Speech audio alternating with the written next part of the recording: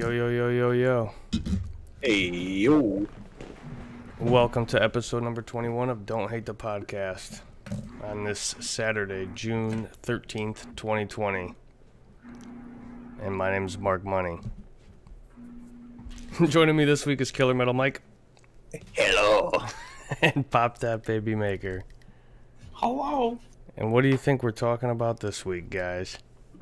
Well, if it's like every other week, right here on twitch.tv/Don't Hate the Podcast, we usually talk about, thoughts and opinions on games and gaming culture. Yeah, but what's the big news this week? Anybody? Anybody at all? A new Star Wars game was leaked by EA. Is that one of the things that you were thinking about putting in the doc? Yeah. Is that a real thing? Yeah, Let's do that. Actually got leaked by Microsoft. When? Ooh, smart. Thursday. Breaking news, everybody.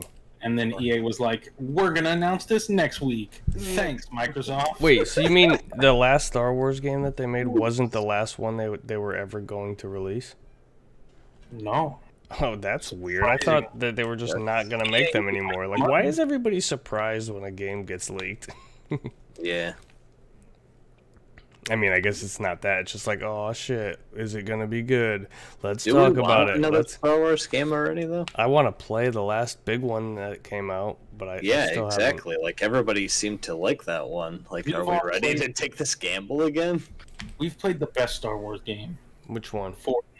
Fortnite? Absolutely. Lightsabers everywhere. Just a bloody mess. What real Fortnite Star Wars would look like. Is technically Star Wars canon.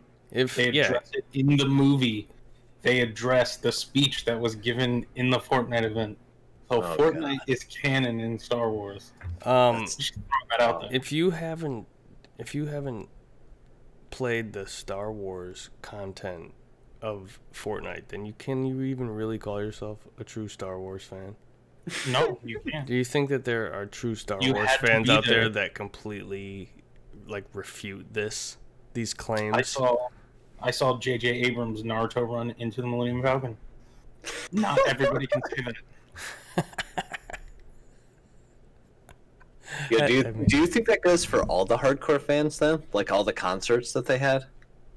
Yeah, for sure. Like, hardcore Marshmallow fans and stuff. If you're a Marshmallow fan, you have the skin and you were at the event. Like, it's just fact. Right. When do we get the 6ix9ine Nicki Minaj event in Fortnite? Oh, dude, I can't wait. The colors, man, the colors. That'd be wild. That'd be sick. I'd be in. I do not even want to talk about that. I did watch that new music video though. I didn't. I'm just like, I'm a fan of good music, So there was that whole thing going on. He's the king of New York. Wait, Imagine you claim king of New York and then you get clowned on by 3 dudes doing a video game podcast. Oof. It's like the nerdiest thing ever. That's gotta burn. But anyway, we do it every week at twitch.tv/Don't Hate the Podcast. Follow us on all our social media accounts. I did a live react to the PlayStation 5 reveal event that happened on Thursday, June 11th. That's what it was. There we go. I'm like looking, what's today again? Where are we? So yeah, that's obviously what we're going to talk about first. I didn't know you. So you streamed that? You. Oh yeah. Why did you watch it? I didn't know. You didn't know? Oh, okay. I thought you said I didn't, as if to say you didn't miss it, but you did miss it because you didn't know. Yeah, I didn't know you streamed. It was all while I was at work. So. I streamed it on this channel. Yes. Not my channel. Go back and check the VOD. Well, no, it's on YouTube now. Or YouTube. That's where you check all of it, man. That's where you get all the videos now. I still don't know how to make a short link. It should be don'thatethepodcast.com. Should go right to the YouTube, but because GoDaddy is kind of I don't know. I'm about to switch. Yeah. I'm about to switch who I get the domain through. But anyway, we're talking about Vidgy games. Yeah, internet is Vidgy game things. Sure. Anybody been playing anything before we get started? That's how we usually start this podcast. I'm just kind of going on a more...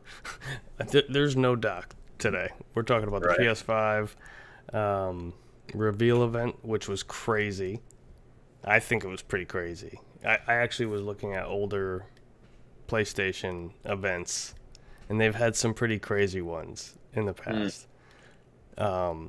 Does anything stick out to you when you're talking about a PlayStation event? Like in the past? There's some significant ones. Console-related ones? Well, yeah, like we could say like there's a bad one when PlayStation 3 was announced to be $599. $599.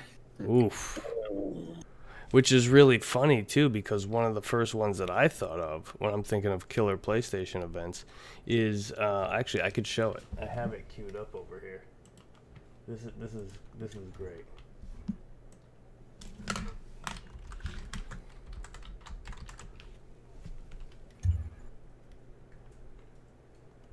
Yeah, here's the one. If you want to hop over, you guys can watch it, right? When I play it on the media screen? Yeah. Here we go. Take a look at this. This is 1995 PlayStation keynote. Oh, wait, I'm frozen. Damn. Of course.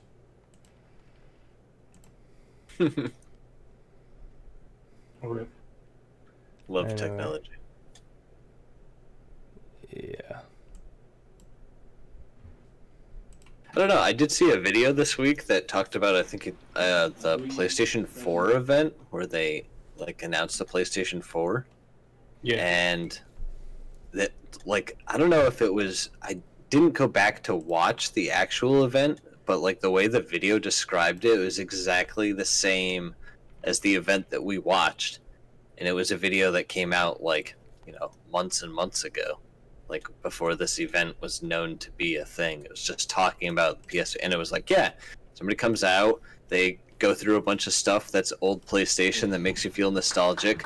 Then they come out and say, we got some sick games. They show us you a bunch of games, and then they come out and show you the box, and that's it. No price, just here's a box. And then that's it. And I was like, which one was this? The PS4. PlayStation 4. Oh. Well, the one that I'm trying to play, I'm having an issue right now, so I'm not even gonna mess with it. It's the PlayStation 1. The guy comes out, he's like, "Oh yeah, we're gonna have so and so come up to do a short presentation about our new game console," and it was after the Sega Saturn had announced that theirs was gonna be $399, and this guy gets up to the podium and he just goes, $299, and then just walks away. He just walks up the like. Then I'm thinking like, well, when they did the PS3, they can't like call back to that one anymore because look what you guys did next. Yeah, right. $5.99. You guys have predictions now? New predictions for what the price of this fucking thing's gonna be? No, rock solid right there, man. $4.99.99. Well, but there's two, so yeah. Okay, well, we're logging this. Well, we'll talk about it, and then we'll take our guesses at the end. Okay, so obvious big thing was the console reveal, but let's go in chronological order. Let's just kind of recap. There's a lot to unpack with this conference, and it should be fun. I've linked. So basically, there's a link in there. All the games revealed at Sony's PS5 showcase. I don't know if you see that in the doc. Yep. That goes in order. Except it doesn't mention... oh, it does. It does mention Grand Theft Auto 5, which is how they started the show. What did you guys think when they started the PS5 reveal event? And it said PS4 up in the upper left-hand corner of the screen, and it's just not like a quick little GTA 5 trailer, but like a 2-minute trailer showing really significant parts of the game and updates, and I was like, what the hell's going on? Why does it say PS4? You could see that if you watch my video. Did you say has everything in order? Second link? Third link? First? It's the one that says the list. Ah, okay. There we go. Thank you. Should I spell it out for you? Yeah. Could you? I'm just Can kidding. you use it in a sentence? All right, so we're starting. I'm taking notes over here.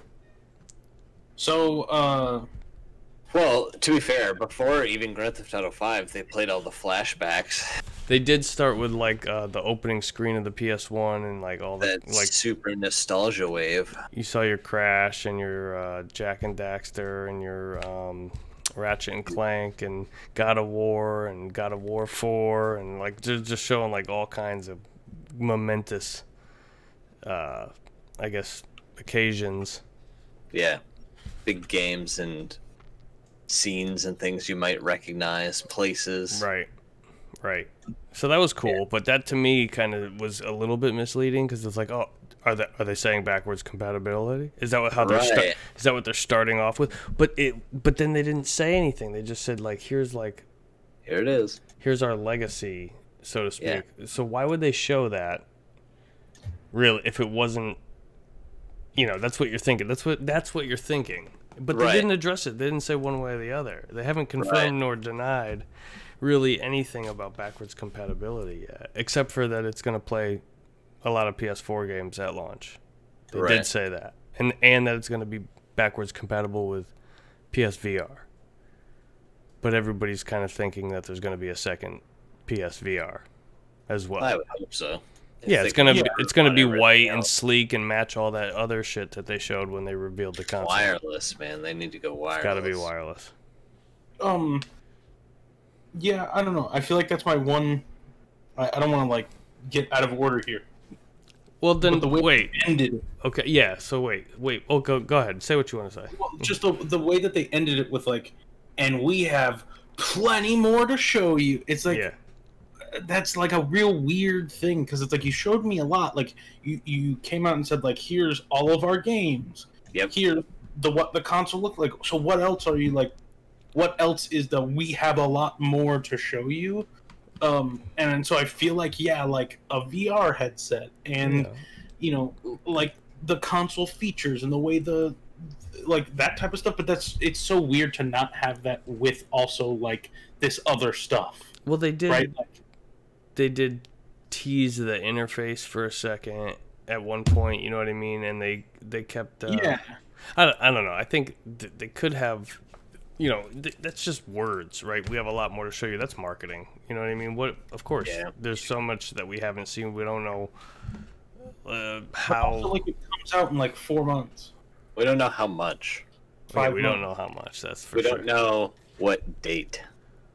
But anyway, let's zip through the list. GTA 5 coming to, or GTA 5 or GTA Online coming to free for everybody the day you buy a PS5. Yep. Yeah. And then it's good to know, like, you buy a PS5, you already have one of the biggest, most successful games that's out there. Like, it's good security, basically just assuring people, hey, buy a PS5. Yeah, you're still going to be able to play Grand Theft Auto. We'll give it to you. You don't have to buy it again. Here you go. Enjoy. Get back out there on a PS5. Yes. But also, this has a timed thing on it as well, though. It's like timed exclusivity to the... No, like they give you Grand Theft Auto. They give you Grand Theft Auto Online for free if you buy the PlayStation 5 in the first like 3 months of its launch. Oh, okay. Right. So I didn't even... like a limited. It's not like, oh, I buy the PlayStation in 4 years and I get Grand Theft Auto Online. It's like only for 3 months. Fair though.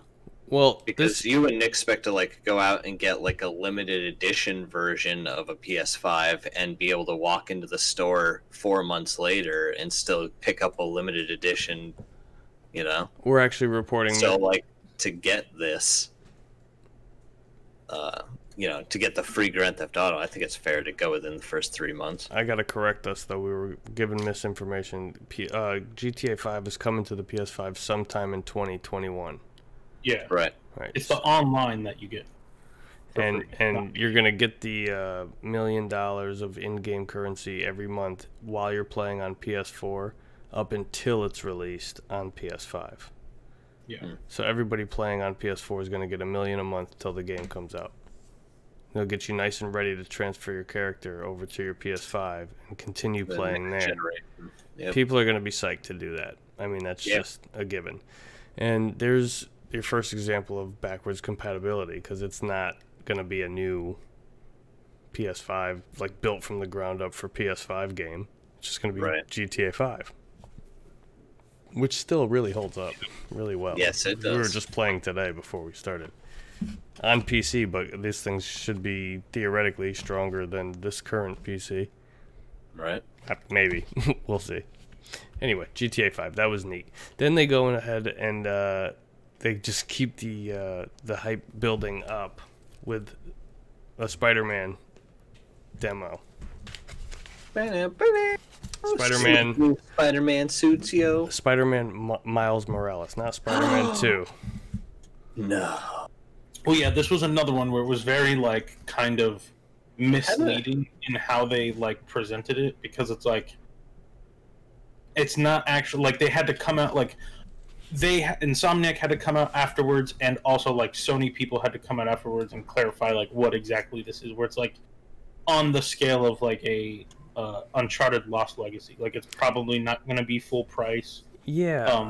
And it's, you know, it's going to be, like, a smaller, like, not a full game. It's not Spider-Man 2. So, I heard, and this is somebody that I work with who's a fan of video games, seems like he leans more, like, in the Xbox ecosystem. But he's like, oh, you know what that's really going to be, right? That's going to be the full old Spider-Man game, but with this Miles Morales thing attached to it. And I'm like, well, I haven't read that anywhere. And I'm still not sure if that's really a thing. I haven't seen that anywhere. So, but even if it was, right? It's a valid theory, though. They're not going to charge $60 for that. I mean, maybe they'll charge $40 for the base game, and then they're getting. But I think it's greatest hits, right? Doesn't that already sell for like $20? Yeah. Spider-Man, for PS4. I think so. Yeah, so I could imagine that even if it was some shorter experience, Lost Legacy was what? How much? 40. It was 40. Yeah. I think I paid less for it because I but it also bought came it. With you got it for free because you got the collector's edition. That's right.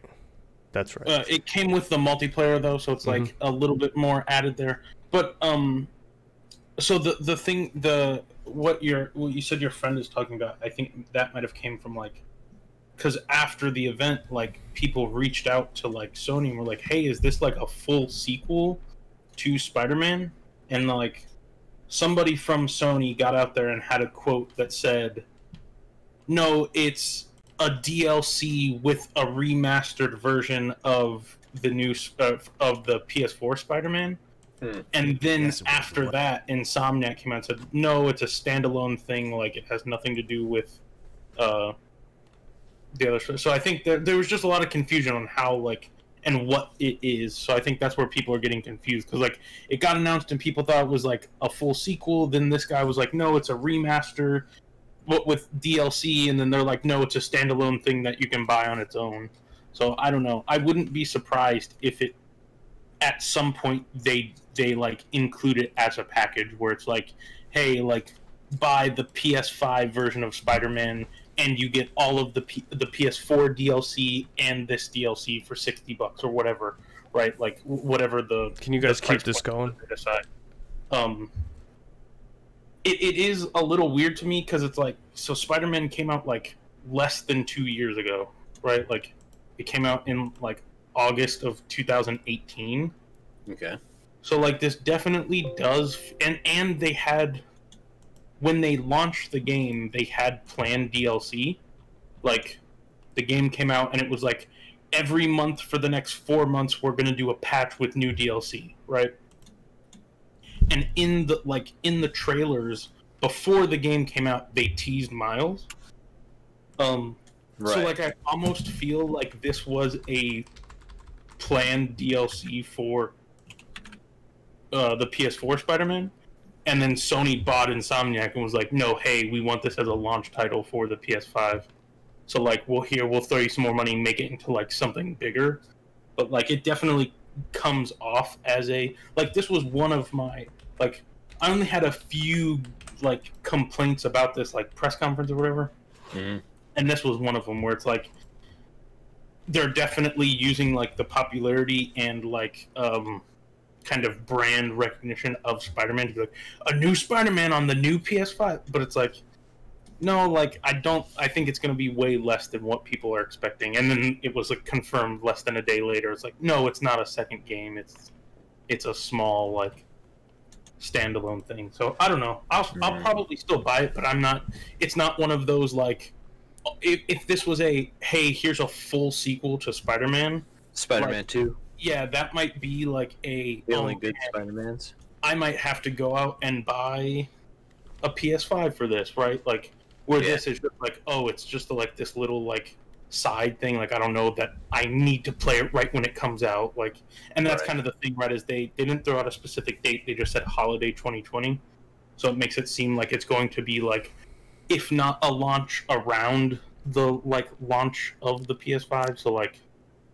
Without going too deep into it, I think that it's gonna probably still be the same engine. It's gonna be some added like abilities or whatever, and like new sort of gameplay mechanics built on top of what they already have. And it probably won't be a full price thing. And I think it will be great to play.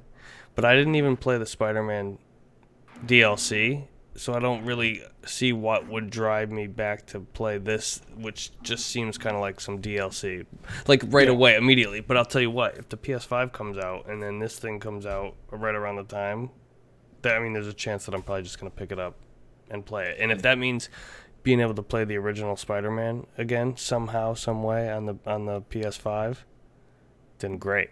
Cause what a great game. Confirmed, like you. This is my thing. Sorry, I was messing with settings while you were saying that whole spiel. You will be able to play like PS4 Spider-Man at launch on the PS5.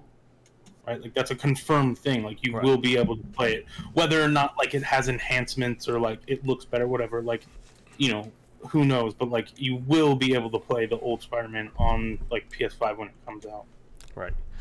The next one they showed us something I was really excited about, and I guess it wasn't that surprising, but it was Gran Turismo 7, a real new entry to the Gran Turismo series, which Gran Turismo Sport is cool. It's more about online competitive racing, and yeah, I was pretty stoked to see that because obviously, like Gran Turismo has always been, it looks fantastic. It's gonna be. Like it really shows the graphical potential. Yeah, and that's kind of. I mean, let's face it. Gran Turismo is a driving simulator, not really so much a game. But what it really is, it's always been a tech demo for whatever PlayStation console is the new thing. Right. And which, like the game looks great, but I mean, my concern with Gran Turismo is just with the games themselves at this point. Like. Yeah. Gran Turismos are great and they're fun games and everything, but I miss the old ones where you had a wicked wide variety of cars and you could find cars that you would like actually be able to get your hands on. Like there's no way I'm going to get my hand on a $3 million supercar, but I can find a 1995 Honda Accord and put that thing to the max, you know? Yeah, well, I think when you're talking about the new consoles, tons of storage space and super fast SSD, I don't see why a huge car list is really that much of an impossibility. I mean, I know that with even the PS3, when they came out with Gran Turismo 5 and 6, the car list changed significantly, and I think it was just like they're always trying to capture the audio of the engines, and it's like, I think you guys got those. I mean, I know like for the newer cars, you still have to do that stuff, but I don't know. Regardless, it will be what it's always been. It'll look really nice. It'll play exactly the same as Gran Turismo has because the cars are made to feel realistic. That's the whole point of it. I just hope that my steering wheel for the PS4 works on this PS5. That'll be a big fuck you to me from Sony if it doesn't. This is like one of those things though to me that like it happens all the time, right? Like I feel like especially with Microsoft because they have like a studio that works on Forza games, so they just pump them out like almost yearly. Yeah. But it's just one of those things where it's like racing games are fun to play, but like I feel like they show horrible. Like to me, this was like maybe the worst game out of everything they showed, because they spent so much time on it, and it's just like it's not the same feeling watching somebody drive a car. Like it's just like, man, like well, yeah, when they went into the gameplay and had the girl driver or whatever. Like it was just like, dude, this is like there's no music playing. Like this is just awful. It was a very odd, like they showed the cool sort of Gran Turismo commercial part, and then they cut to the gameplay. It's like, here's a little bit more. The guy talks, then here's a little bit more, and they start just playing, and it's shifting and driving around a very familiar course, if you know. And that's the thing. It's the Gran Turismo fans got excited about that. But then, like the Sopranos, in the middle of a fucking lap, the thing just like fades to black, and that's it. Yeah. There's no more. It was like, okay, they didn't. I thought they were just showing like, here's a full race. Like that's what I thought they were doing. Like here's like what you can expect with a full race. So I was like, there's no music. That's kind of. Why would there be music? There's no radio in that fucking car you're driving. It's a concept car. You know what I mean? But like they got that engine just right. And that's I don't know. It just didn't show. To me, it didn't show great. Like, well, it did. It did. If you're a fan of Gran Turismo, like you either like racing games or you don't. It's not for somebody who hasn't seen a video game or any. They would be like, wait a minute, what am I looking at? Is this like somebody driving a car? You know what I mean? Because it looks real enough to where somebody who doesn't play video games would be like, what is this now? So yeah, you're right. In that way, it didn't show. It was super appealing. Like when before they started the race, when it was the actual menu of the game, like it showed like the little like icon in the corner of the girl that was about to race, and then it went into the car, and it was showing like details, and like visually, like it looked fantastic. It's just like not a good trailer. I feel like I would consider myself a like racing game, car game, whatever fan. Oh, you are. And like, I mean, I feel like I'm a fan of everything except Gran Turismo, like because they're just like, I don't know, like it just didn't do like I don't know. I think for me, I think I know what it is. When you were exposed to Gran Turismo, probably for the first time, Forza and other things comparable already existed. My first Gran Turismo was Gran Turismo 2. Oh, really?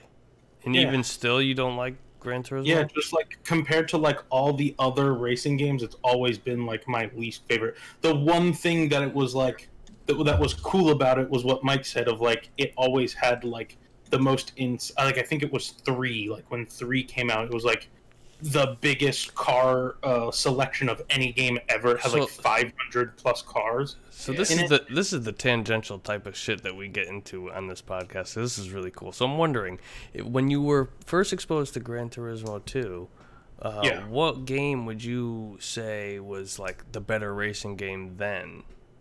Well, so like that was like it wasn't like I had an infinite amount of money and like I could just buy whatever games, right? It was like Gran Turismo 2 was bought for me.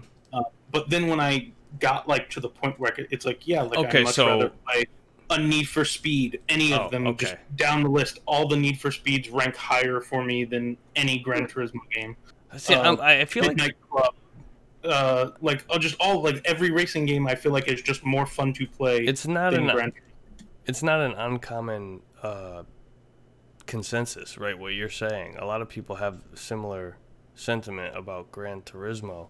I guess what I'm saying is, and playing devil's advocate maybe, or just as a genuine fan of the series, and maybe I'm just like sticking up for it, is that we're talking about two different kind of games at that point, because Need for Speed is an arcade racer and Gran Turismo is a driving simulator. It's kind of like saying like, Madden sucks because NFL Street is just way more fun. You know what I mean? But like obviously the control's easier. Like you don't have to do a fucking 200 race enduro lap to get enough money to buy enough, cool car parts. Football Manager Simulator sucks. Give me FIFA back. Yeah. Like I know they're in completely different lanes. It's just like I feel like the Forza series like really like cemented that for me, where it's like you can have a simulator and you can also, in the same universe, using the same engine and everything, you can make a really fun arcade style racing game. And it's just like for Gran Turismo has kept with the like, no, we're just a sim game, and I feel like Forza has like taken over. Like, I don't know, I feel like nobody's talking about Gran Turismo 6, right? Well, I loved it, but what I'm saying is like, I feel but Gran Turismo, right? Like that came out and was just kind of swept under the rug. It was like, I loved that too. Yeah, like I don't know. I just had feel like every single one. It's such a niche like market that they're appealing to. It's like you have to be a car fan, but then you also have to be a simulator racing fan. It's like so small. No, you have to be the guy who has the bucket seat on a pipe frame welded together rail with the wheel and the pedals and the shifter and the 5-point harness and the hydraulics. No, at that point you better be running something else on like a gaming PC, because no way. Gran Turismo is not. Gran Turismo 7, man. You don't want to be shaking up the console like that. No, it's the all digital one, man. Oh right, okay. Just before we move on to the next thing, just like a flash question here. Do you think that we're going to see a return to form when it comes to Need for Speed, since you brought it up, and they'll do a Need for Speed Underground for the next generation of games? Need for Speed Underground, return to form. Yeah. No? As long as EA owns the license. I was going to say, it's not going to happen. What are the chances of EA listening to the people? Will it have microtransactions, whatever it is? 1,000%. All right, so you were saying that no longer unlock graphics for your cars. You have to buy them all. Yeah. Every last one. Pop, you said that Gran Turismo 7 might have been the worst shown game at the show. Yeah, I think just because of like how long they spent on it, and that second half was like. Wait, that was a transition. That was a transition. Hold on. You said Gran Turismo 7 was the worst shown game. For Sony, though, so. It is. You guys are killing me. But would you say that the best shown game was this next one, Ratchet and Clank Rift Apart? Yeah. It was up there. Like, that's got my vote as the most technically impressive thing that we saw. Yeah. Sure. I'll give it that. I'm glad they showed gameplay after they had the like kind of like trailer or whatever that was like. They kind of did that with everything too. Gameplay or whatever, but like the full stop. Just so let me put it out there. I think that this was a fantastic showing by Sony. They killed it. They really did. Best E3 ever. Yeah. Okay. I don't know that I agree with that, but it was good. It was up there. I would guess I'd say best of the big three. Wait, what E3 moment did Sony have that was bigger than what they just did? When they said the PS4 could play backwards compatible or play used games? I mean, so you have like the 2015 conference that was like huge, right? Is like Final Fantasy VII Remake. Oh yeah, maybe that one. But then to me the best one is 2016. They just like no talking, hey, we're like Sean Layden walked out, said, hey, what's up? We're going to show you games for hours. And then it was like God of War, Horizon, Spider-Man, Death Stranding, like just all their first-party exclusives. They're just like, here's all of them, go. And like to me, that was like by far the best one. They also had like huge third-party ones like Resident Evil 7 in VR. Then they had their VR lineup, which was impressive at the time, right? Like Batman, like all these things. Like it was just a super impressive, like exclusive games conference. Like this is why you want to buy a PS4. I mean, this is the feeling this is the vibe that I'm getting off of this one too, and that's kind of why I guess I really wasn't paying attention the same way that I am now, but I was constantly going like, wow, this is cool, and especially with this Ratchet and Clank game. Now that's something that I can really get behind. The first Ratchet and Clank, 2016 movie, game based off the movie, based off the first game. Fantastic. I'm actually getting excited that I was gonna play that. I just got committed on a new 4K TV for the living room. We're finally upgrading, stepping into the future. So that's the one that I'm gonna play first. Is that Ratchet and Clank with all the glorious particle effects and ripped a fart. Yeah, ripped a fart. No, I'm talking about when the TV comes next week on Monday. Yeah. Right. The 2016 Ratchet and Clank. That Ratchet and Clank is. Yeah, I haven't played that one yet. But with HDR and like 4K shit on, it's gonna be dope. Like I feel like it got like swept under the rug because it was like so good. Oh, it's a game like based off a movie, based off a game, like, and that kind of came with things like, oh, the cutscenes are the same from them, and like, but like it's a really good, just a video game, like it's a really good game for sure.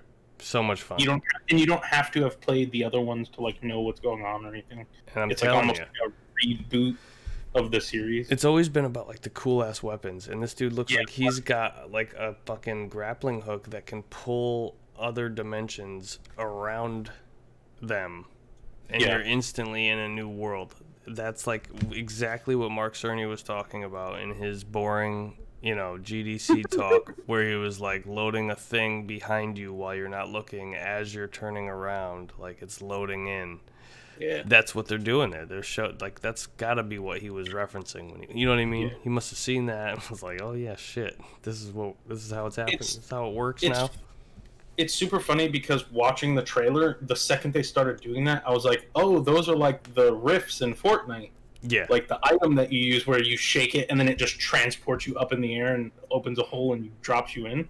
And then the game's called Rift Apart. I was like, holy shit, that was a weird coincidence. Rift is like a term that's been used for wormholes and shit. Like, Science! Yeah. But, Mike, what did you think of Ratchet and Clank? The trailer they showed. Yeah, I did really think it was impressive, like them transitioning and then like showing the gameplay and actually pulling himself through those little rifts, and like instantly, like the whole, your whole perspective changes. Just like in, your first time playing Portal, when you go through the portal, you're like, oh shit, look at that.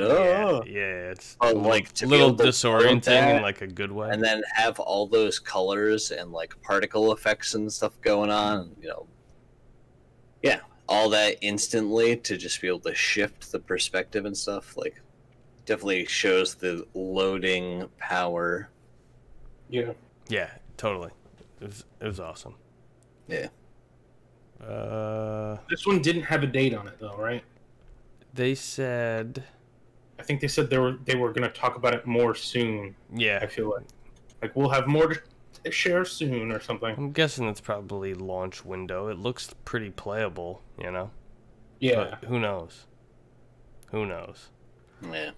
Could we just talk for a second about how it's been being discussed on Twitter about how all the people from Sony, all the bigwigs from Sony weren't actually there. They weren't actually being filmed, and that they were CGI. Have you seen this? They're fake people. Ridiculous. It's so ridiculous. Okay, but to be fair, hold on. Well, okay. To be fair. Get your tinfoil hats, everybody. What is the guy that started it and then ended it? What's his name? Jim Ryan, the CEO. Jim Ryan looked like Jim Ryan. Like that was definitely him.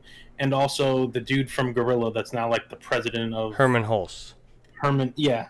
They both, I'm pretty sure that was them, right? Okay. But the others? I think it was for one of the Ubisoft games, or Bethesda games.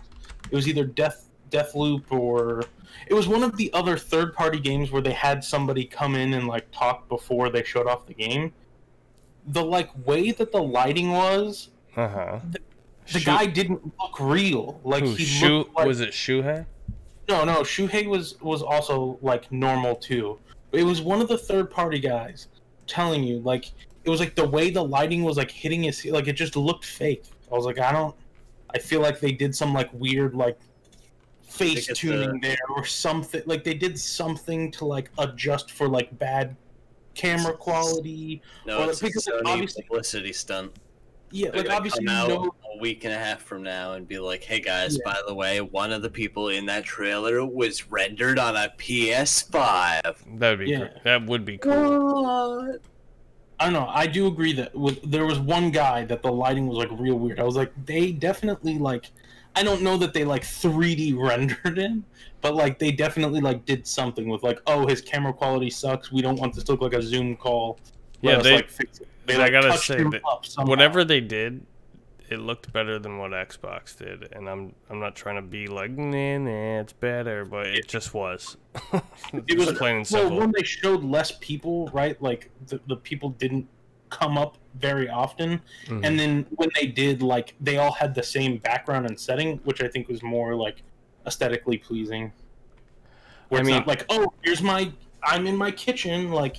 It's like, oh, there's a black background, a solid color background, and this person standing. The production quality of the entire thing was really well executed with the little transitions, the little sizzles between everything. You know, the animations, the moving graphics, motion graphics. How much money? It was great. What do you think? Are we ready to move on from Ratchet and Clank? Yeah. I'm excited about this one. This was the first game out of this whole list, because Spider-Man, I feel like immediately in my head I was like, there's no way that's a full game, right? Like, because like I think when you were gone, Mark, I was telling Mike, like, Spider-Man, the full game came out less than 2 years ago, right? Like it came out in like August of 2018.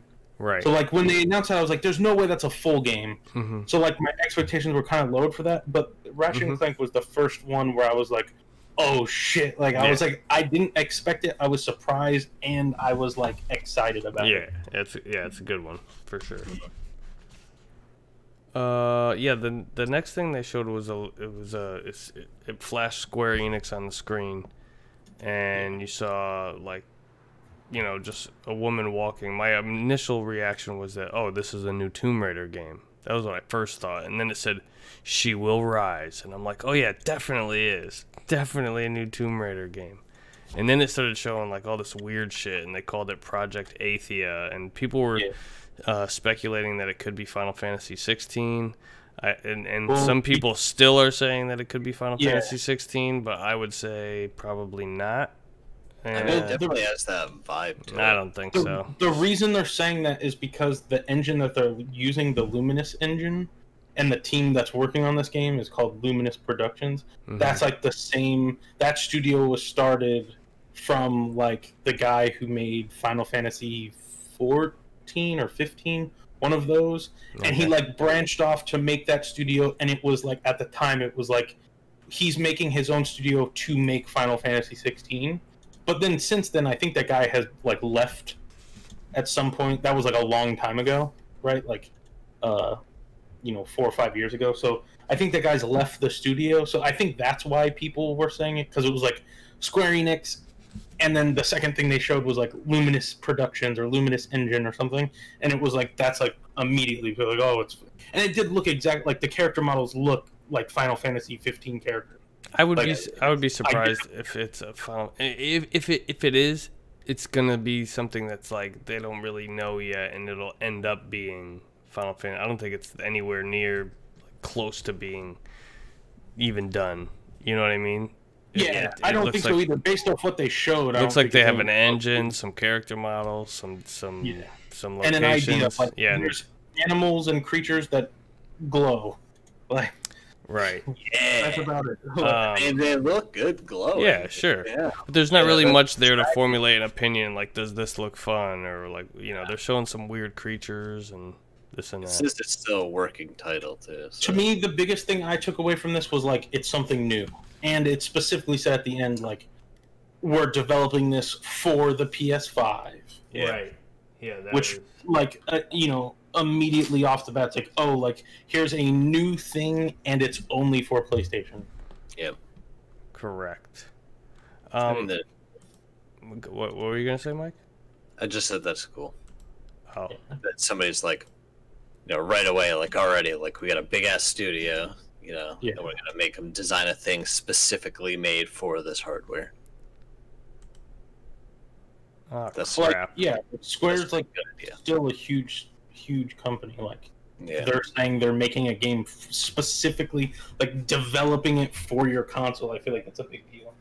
Yeah, I'm really upset that I can't play this stuff in the in the media window, it's not working, unfortunately. I am upset as well that I have not yet been able to play as a stray cat. Oh, this was my favorite showing of the whole thing, because Really? well, because Mike and I were playing. We were doing something. Were we even doing a podcast? Maybe. I think we were doing an episode of the podcast, and we were talking about. I posed the question, what video games can you think of where you play as an animal character, but your behavior is that of the character, whereas in like Okami you play as a wolf, but you have like all these powers, right? Like what games do you play as an animal where you're limited to that animal's capabilities? And like I can't really think of too many. Like Grand Theft Auto 5, you can control Chop. Right. Sometimes that's like, but you can run and bite. yeah, that's I was devastated when I found out that hedgehogs weren't fast. they can scurry across the floor pretty quick. I always just assumed because of Sonic that hedgehogs were like really quick, and then I had a friend who had a pet hedgehog, and all it did was sleep. Damn, and I was like crushed. It's not very fast. Oh shit! So yeah, I feel like I can't think of a game that like you play as an animal that actually acts like an animal. Yeah. I mean, there's gotta be. The only thing that I could think of was like that game Everything, where you can like turn into animals as part of your journey, because you're limited. But then like you also turn into everything in that game. Wasn't there a game?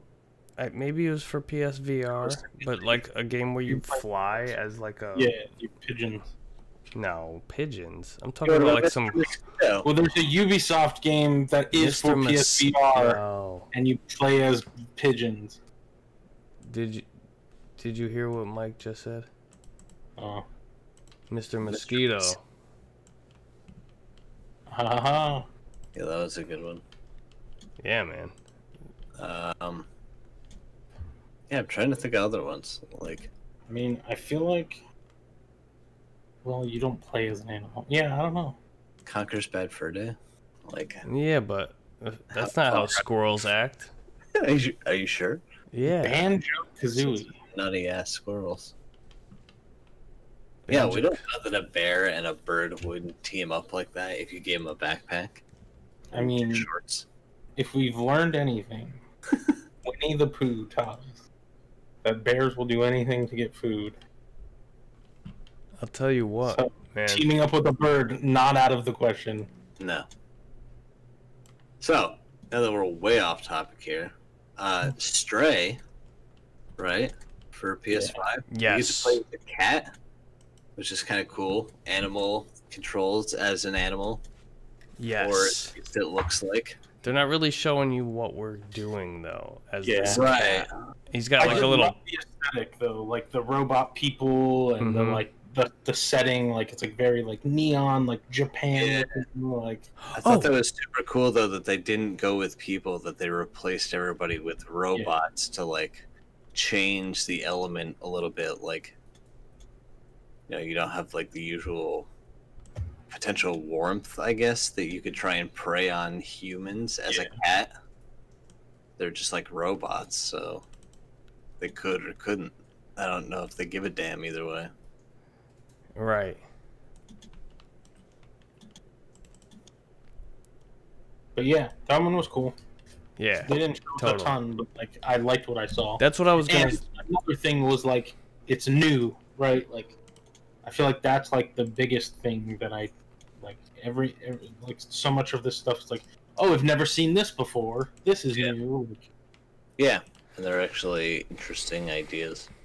What I was gonna say before is when we had that conversation, I started looking it up and to see which games there were where you play as an actual animal, and I saw screenshot. It was a GIF. It was on Twitter somewhere, just a random tweet, and it was that game, and it was just somebody. The tweet was basically like some game company is developing this game where you play as a cat, and that's all it said, and it showed this GIF of the cat like jumping up on a trash can or something. I saw that months ago, and nobody was talking about this, and I remember being like, man, I hope this thing becomes a game. And sure enough, there it was, coming out on the PS5. It seems like controlling a cat would be really fun in a video game setting, like jumping up ledges. It would make for like great platforming. You know, balance. I don't have to worry about not landing on my feet. Exactly.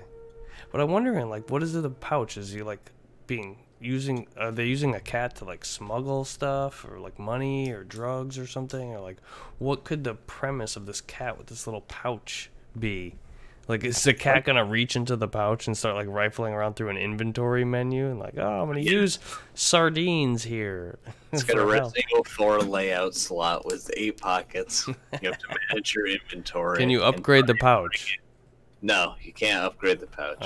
Unfortunately, you're stuck with the 8 the whole time. You can't find like all the hidden catnip and like you trade it in. The game looks like it's gonna be fun though. I'm excited. Okay, so this next one was cool. This the developers that made this next game, Returnal, they made Housemarque. That's the name. Yeah. They made a game Resogun that launched with the PS4. Do you remember? It's fantastic. It really is. I love Resogun. It's a twin stick shooter on like a 3D plane, a 2D, 2.5D twin stick shooter. That's kind of like what was that game? That old ass arcade game back in the day where you have Defender, maybe, where you had to like shoot. No, you had to shoot enemies, but you also had to rescue people. Do you remember this? What I'm talking about? Let me look it up. But talk about Returnal, Pop. I mean, I'm not gonna lie. From the trailer they showed, like I didn't know until I just read this description that it's a roguelike third-person shooter. Like the trailer did not give that away at all. No. I actually thought it was going to be like a, like it seemed like a story-driven like action horror game to me. Yeah.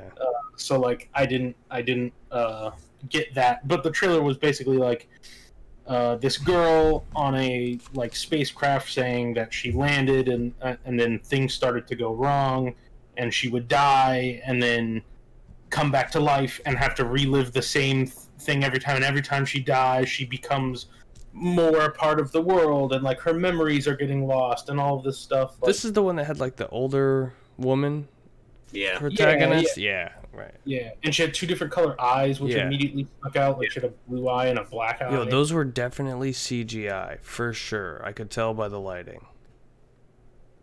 Yeah, the eyes. Yeah, for sure. The whole person. Nah, she works for Sony. Nah, that was definitely fake. But I don't know. It looked. I feel like I'm actually now a little bit less interested. I don't really care about that. It's a roguelike because I don't know. I feel like that genre is like overdone for me. Like, there's really good ones that I haven't played yet. So like, I don't know that I'm gonna go out and buy this one. I'll try it when it's free on PlayStation Plus. Yeah, maybe. Assuming that that's gonna continue into. Yeah, I don't know, man. Watching the trailer, like, it just gives me the vibe of like Groundhog Day meets like the Alien series meets Mass Effect. Wait, that's what you got from the trailer? I see that it says Groundhog Day in here in this Edge of Tomorrow thing, but I guess I didn't get that from the trailer. No, I got that because she says that it keeps happening over and over again. The crash, the attack, right. that. Right. And every time she gets a little further and becomes a little more a part of everything. Oh, so is that how they justify that if you die, you got to start from the beginning? Yeah. But I assumed it was going to be like a try and die kind of thing. Like, okay, you get this puzzle that's the first whatever 2 hours of the game or whatever, and you have to find your way through it, or if you die you have to start it over again. I'm looking at the trailer again. It really does not convey any of the gameplay whatsoever. I kind of took it more of like almost like a Dark Souls-ish kind of vibe. Like you're gonna die a lot in this game. Right. Get used to it. I looked at it as a sort of Death Stranding type of game. I mean, it immediately like. But yeah, like where you're not going to encounter very many people at all, and enemies are kind of like more the environment or something. You know what I mean? But I guess I don't know. It has that weird alien amoebus thing though. Maybe I'll give this a chance. It does. It is interesting that it's third person. Yeah, it doesn't cry out to me at all. Most roguelikes aren't third person; they're like top down. It's those last couple of shots that throw me away from it too. It's unfortunate. It's like in the very end of the trailer, she's getting attacked by that giant like monster thing, and the next few shots are her just in combat. Yeah, and all of them are just explosive Christmas light diarrhea everywhere. The bug thing that jumps out is kind of weird and creepy.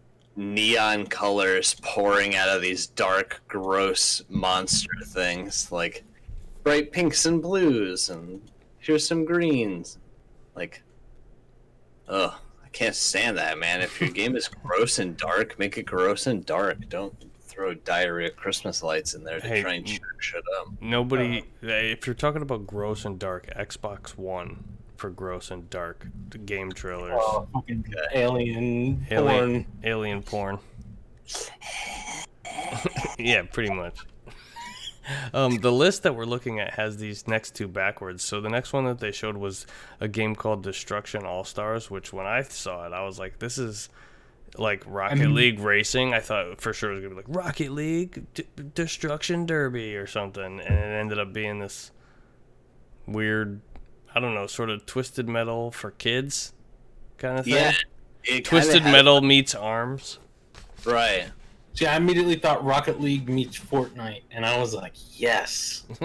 I mean, it really is like, take these two popular genres that we've done before, the car battler and then this loose on foot PvP things, and like throw it together. Emotes. Yeah. I'm ready. Watch me jump out and dance. I'm saying that thing, from what they showed there, I did not see $60 worth of game there. I have a feeling that might be like a budget sort of, downloadable only type of thing. That's a $20 PSN. Maybe it'll be a phenomenon. Friends. Maybe it'll be super fun, but sure, maybe it'll blow up like Rocket League. But I don't even know that I would pay $20 for a game like that. I was not really based off that trailer. Yeah, I thought this one was great. Like, I was like, oh, I want to play this, because like I said, immediately like two things appeal. It's like Rocket League, but then it also had the like less serious, like fun, goofy vibe of like, dude, I want to get in and play with my friends and like blow up their cars for fun. Like, I don't know, I just immediately was like, yes, this is all me. Hey man, I mean, it looks like it could have potential. Like, a good car battler is always fun.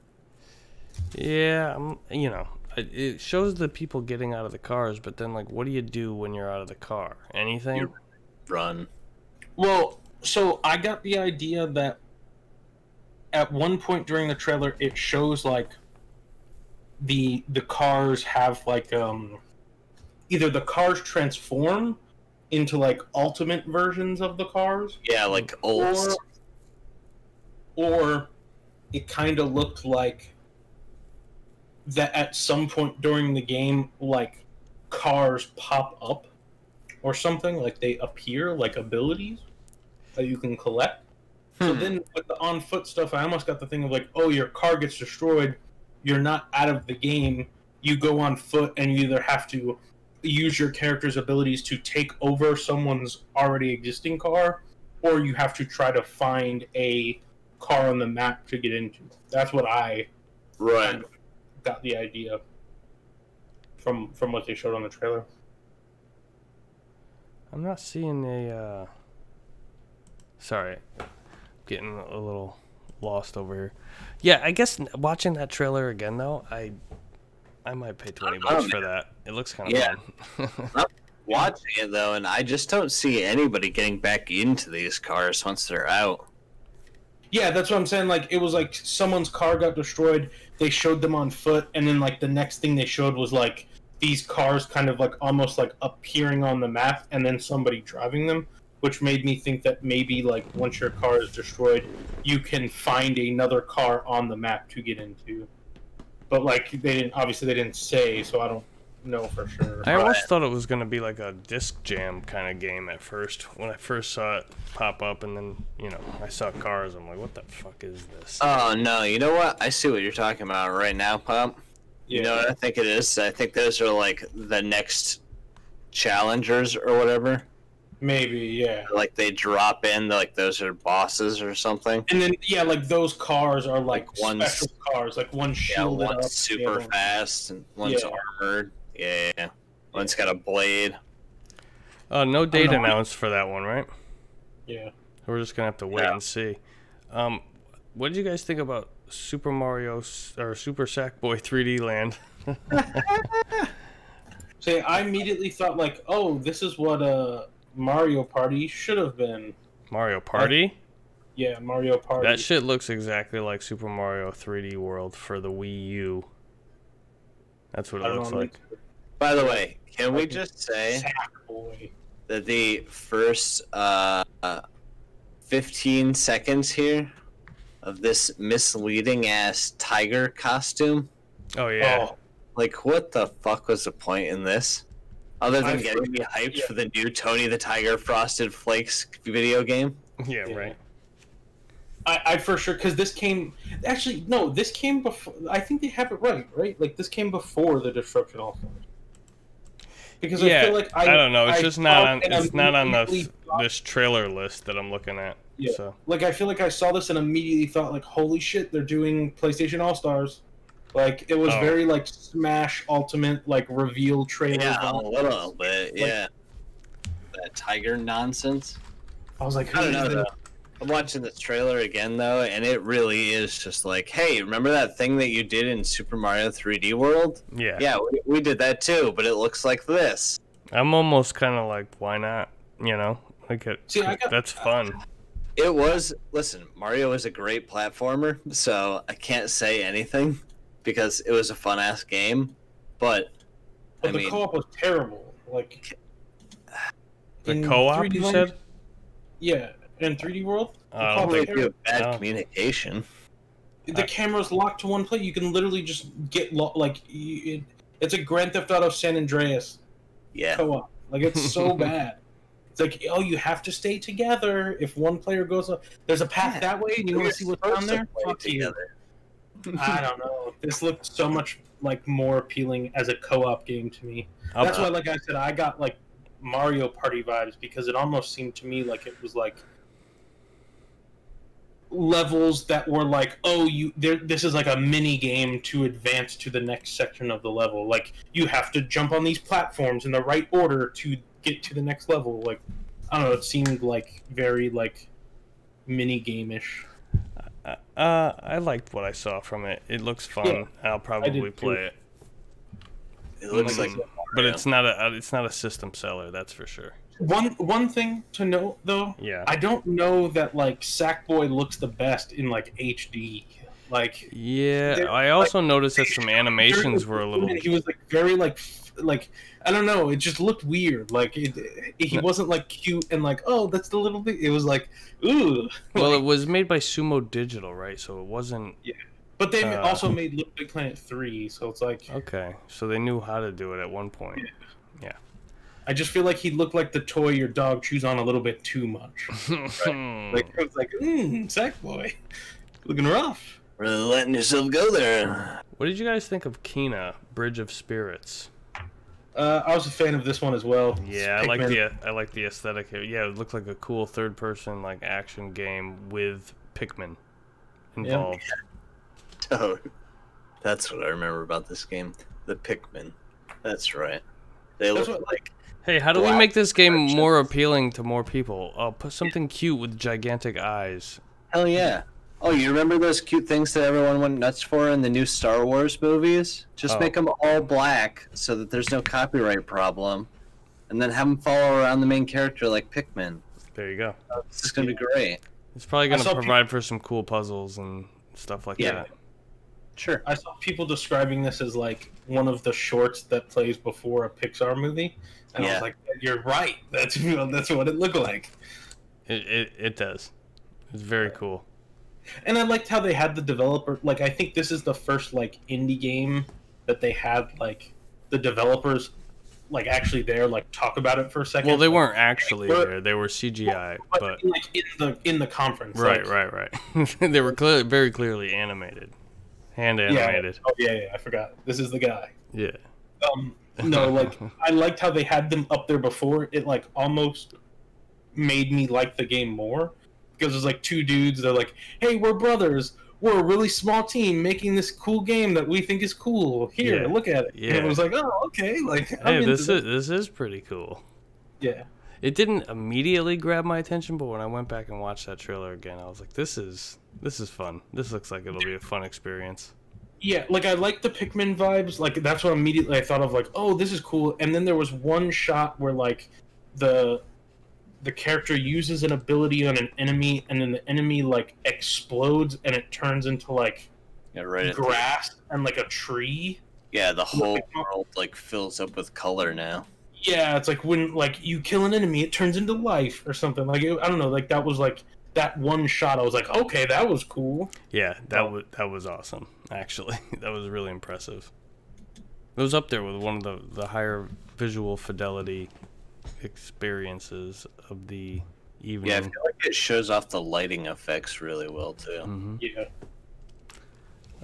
You want to just keep blasting through these? Yeah, this next one I was really excited about, like the visually, like the Goodbye, Volcano High. Furry alert.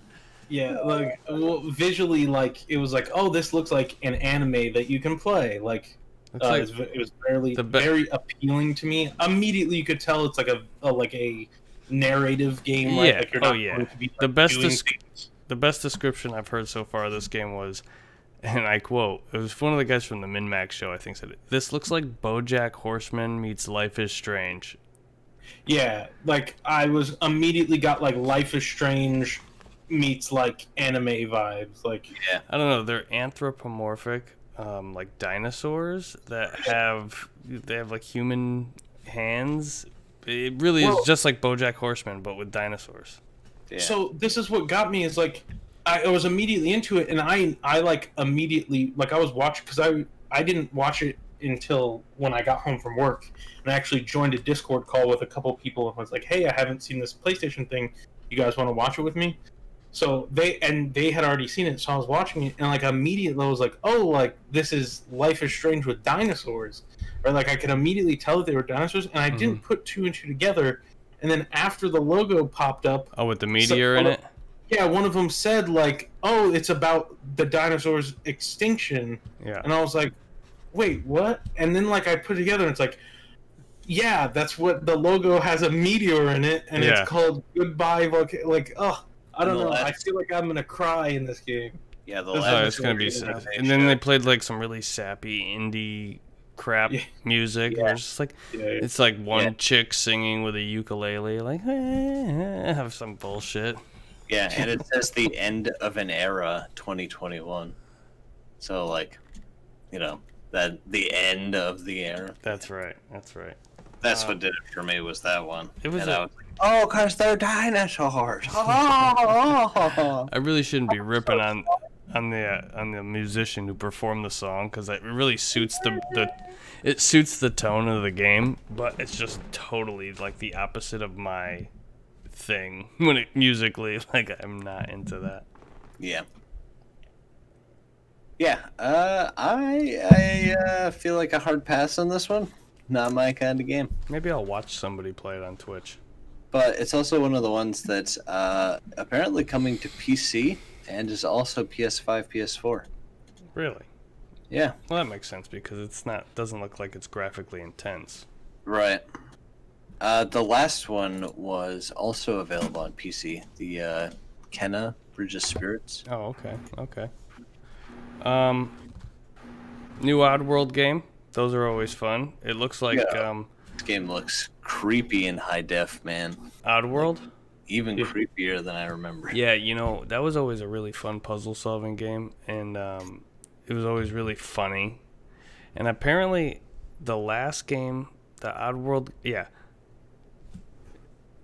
it's a remake of this. Yeah, it's okay. So it's a remake of Oddworld Abe's Exodus, and the story goes that I just learned this today, I think, or yesterday, is that game was made and it was made in like 7 months or something ridiculous. Abe's Exodus.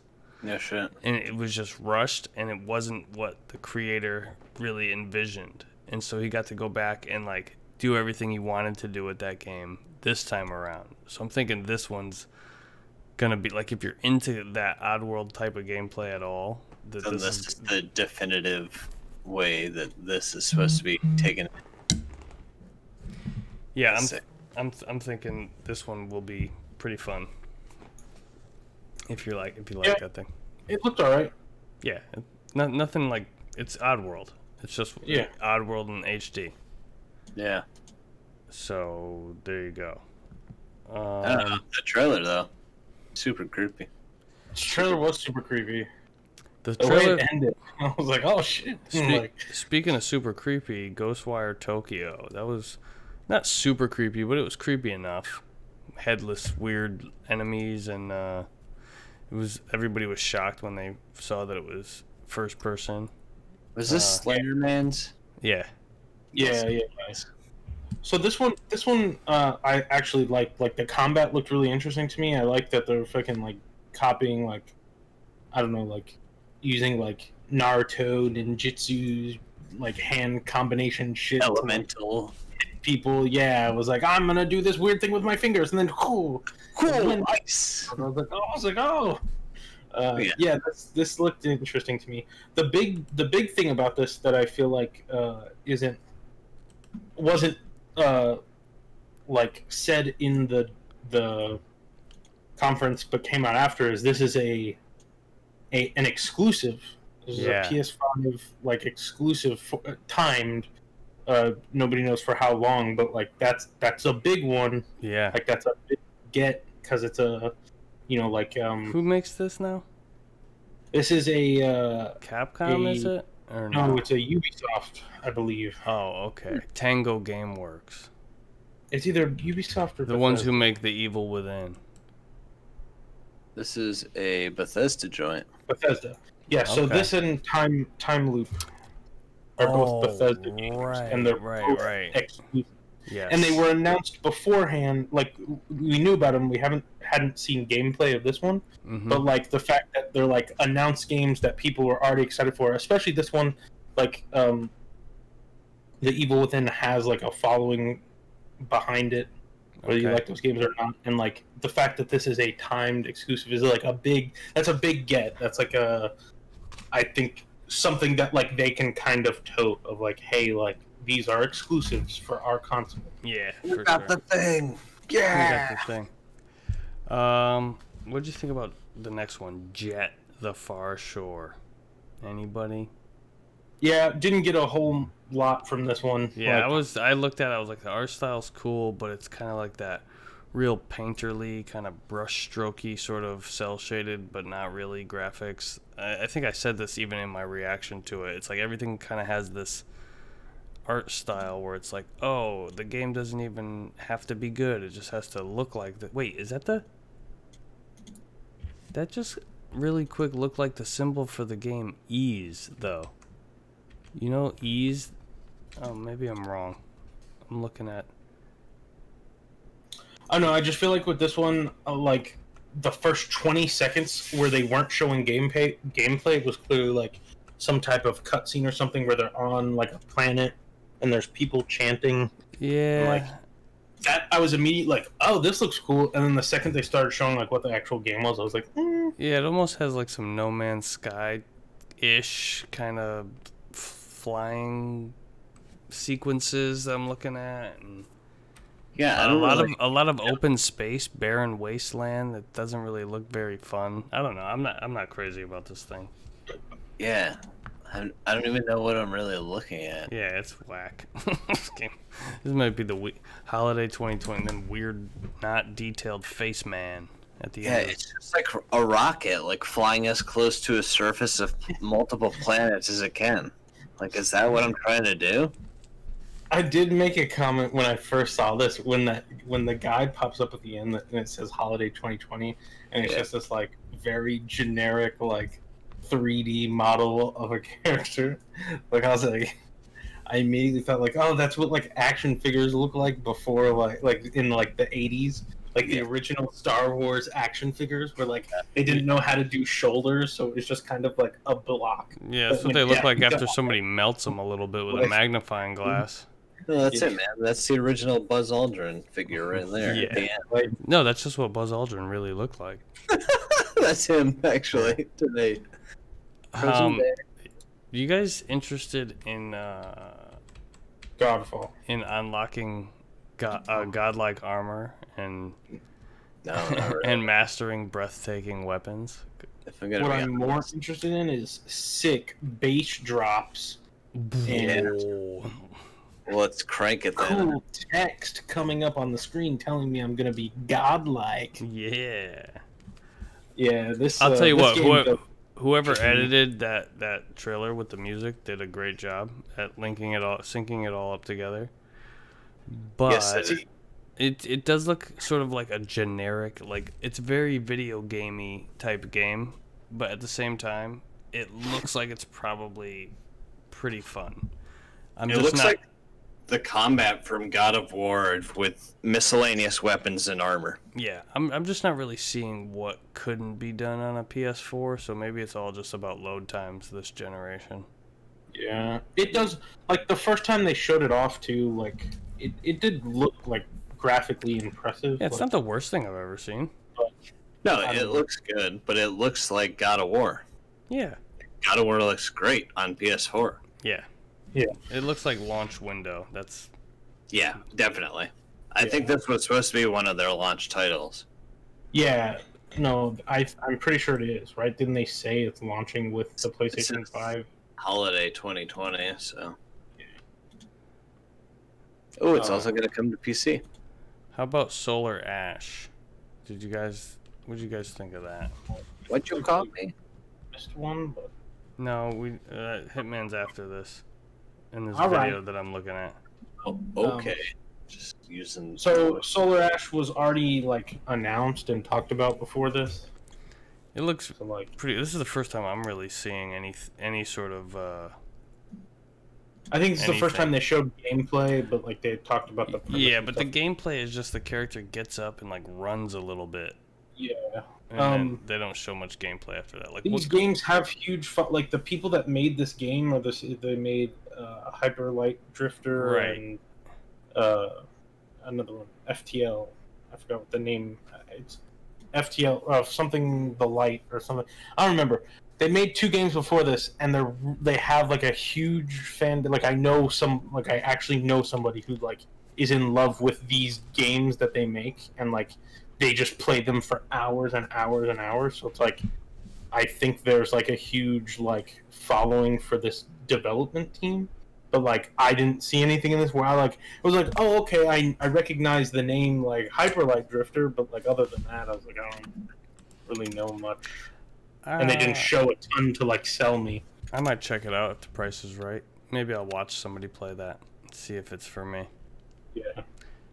Hitman 3 got announced. And they said that it's wrapping up the Hitman, what was it, Assassination Trilogy or something? Yeah. Okay. Hitman's I played cool. the first one. I didn't play the second one. The first one was really fun. Are you talking about the recent generation? Like, are you talking about the old like PS2 games? No, I mean I played those too, but like I'm like the Square. You're talking about the Square Enix versions. Yeah. So I played the first one. It was that's really who makes fun. it, right? It's Square. So I think the first one was made by Square, but then they dropped the team. It's IO. Oh yeah. Interactive. Oh yeah. Right. That's right. And then they own the IP now, so they made the second one by themselves, and then this one. But yeah, like it's cool. Yeah, that episodic thing that they did on PS4, I downloaded that and started playing it. It was really fun. A lot of fun. It's like just Metal Gear type espionage, but like you have so much freedom to like do different things. Yeah, you can carry it out in so many different ways. It's just up to you to figure out how those ways work. Right. Especially the new ones, like it's like, oh shit, hide in the fucking hide in the icebox, quick. Yeah. Spike a dude's drink and leave it in his room, and then like hang out at this party and wait for like 45 minutes, and then he'll drink it and be like, oh shit, got him. Yeah. Time to leave. Like, yeah, that's it. Or you can, go and shoot him in the face. Hope you don't get caught. Oh, you're gonna get caught. Yeah. They make that shit really hard to like. I don't know. I'm always trying to like lure people away from the crowd and choke them out and like just hide them somewhere. The last Hitman game that I remember playing was Blood Money, like on the 360. I played that, and dude, there's one level in there where I was like, okay, I gotta be super stealthy about this, and I ended up just like choking out half an island worth of people and throwing their bodies in this little shed that I found. It's just like, oh, what do I do? Oh, there comes another person. Let's just choke them out. I think I really liked because like that aesthetic where they're in the woods and they just keep disappearing. Yeah. This game's gonna look really. The game has really always had like a very high level of visual quality. Yeah. And it's because there's not like huge environments. You're just kind of in a contained space. Yep. I think it's gonna really, if the PS5 is what they're saying it's gonna be, it's gonna look fantastic. Yeah. This was another one that I feel like I almost group in with the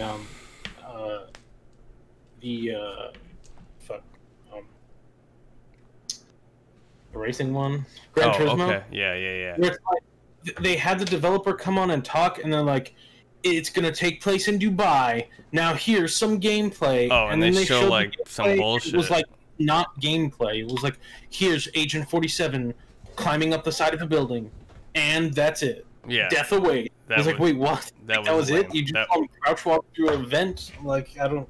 It was very strange. Listen, man, if you're a true Hitman fan, that stuff really means a lot, Yeah. All right, so let me just say. He has on a suit. I crawl. It was that was whack. I will not argue with you there. So not unlike the PlayStation 4 when they gave us Astro, or no, what was it? The Playroom on PS4. Now you have Astro's Playroom, which is going to be an introduction to the DualSense controller under the guise of a game. Sure, demo. But everybody loves Astrobot Rescue Mission for PlayStation VR. It seems I haven't. It's the best VR game you can play. I haven't also been thrown out there as like rivals Mario 64 with platforming. That's what's been said. I don't know. I've never played it, but a lot of people say that it's like revolutionary for platforming. I don't know. I don't know. We'll see. I'll try that out soon enough. Will I though? Will I try it out? Add it to the list. But I mean, it's this Playroom thing? Like everybody, I see them dogging it online, and I get it because you're like, oh, it's not a full game. It's a tech demo to show how the controllers work. Like, it's gonna be on every PlayStation when you buy it. Yeah. Like, calm down. They showed like 30-something games of this thing. You know what I mean? Like sports just to show you how the Wiimote works. Yeah, it's one of the most fun things ever. Yeah, I was gonna say, if this thing isn't fun as hell, then I don't want it. Right. Also, Playroom, I don't know if you guys have ever not streamed from the PlayStation 4, but streamed on like the PlayStation streaming service. Oh, I remember seeing. I never streamed on it, but I remember watching on it when people used to do. Playroom was the way that people, because it brought up a camera that you could do. You're supposed to interact with things, but it was like the basically like PlayStation streaming version of like the just chatting section on Twitch. Yeah. But with no rules whatsoever. Right. And I just remember when I first got my PlayStation going on there, and I literally like watched a guy just snort a line of Coke off a coffee table. And was, what is this? This is crazy. Like, what is happening? Like, yo, PlayStation's awesome. Like, this is the future of gaming. Yeah, they need to bring that back on the PS5. Astro's Playroom. You don't know what you're in for. Don't come through this door. You don't want to see what's on the other side. Crazy. Oh man. Little Devil Inside was something interesting they showed with fun art style and blah blah blah. Wasn't that the one where the guy drops the bomb and then it cuts to the dude sitting on the toilet? Yeah. This was my third favorite game. Okay. Which I feel like is really high compared to like what my other two are, which we'll get to later on because we haven't got to them yet. I know what they are. This one was top tier. I was like, I immediately like the art style, like everything about it. Like I don't even know what kind of game it is. This says it's an RPG with survival elements and a semi. Like I don't know. I don't care. I want to play it. It looked fantastic. I'm in. Can I guess? Can I guess what your other two favorite are? The next one, your next favorite. So number 2. If Little Devil Inside was number 3, then number 2 is Resident Evil 8 Village. Wrong. Oh, then it's BUGSNAX. Yes. Then the next one's Resident Evil. Wrong. Oh, then it's NBA 2K. Wrong. Oh, damn. I don't know. Just wait. Okay. Sweet. Oh, no, it's Horizon. Duh. Yeah. Yeah, duh. Okay. But next was 2K21. I mean, Little Devil Inside looks fun and cute and all that stuff, whatever. It's interesting. I can't wait to play it. It looks like it was made in dreams, though. So... I love the art style, though. It's so, great. Like, unique. Like, the camera angles, too. Like, not just the art style, but, like, I don't know if... It, like, obviously hard to tell, but, like, where camera was placed as things were going on the screen was, like, really unique to me. But, like, there was one battle where it was, like, on a hill. I forgot what he was fighting. It was, like, a big monster thing. It was, like, on a hill... And it kind of looked like gameplay, and then like the camera was like at an angle on the side of the hill. Oh so, yeah, like, it had great kind of, like, art direction. Yeah, like I don't know, I just really like the way this looked. I remember exactly what you're talking about. Yeah, this thing does actually. I'm looking at it. It looks really fun. Yeah, I'm into it. And I'll take back what I said. Gran Turismo wasn't the worst game of this conference because 2K. Dude, they didn't even show anything. Absolutely not. They showed exactly what they needed to. 2K21, you know what this game has that every other sports game is jealous of and wants? Sweat. Buckets of sweat. Yeah. Hot, drippy sweat off of everything. We're talking face, neck, chest, drenched. This dude's eyeballs were sweating. Eyeball sweat. Not crying. Eyeball sweat. We love the game. We in it. That's Get right. all that sweat. We weren't ready. We were not ready for all that sweat. You aren't ready, and they didn't. Like this was terrible. Like I don't know. When this dude dunks on you, you're gonna feel that sweat.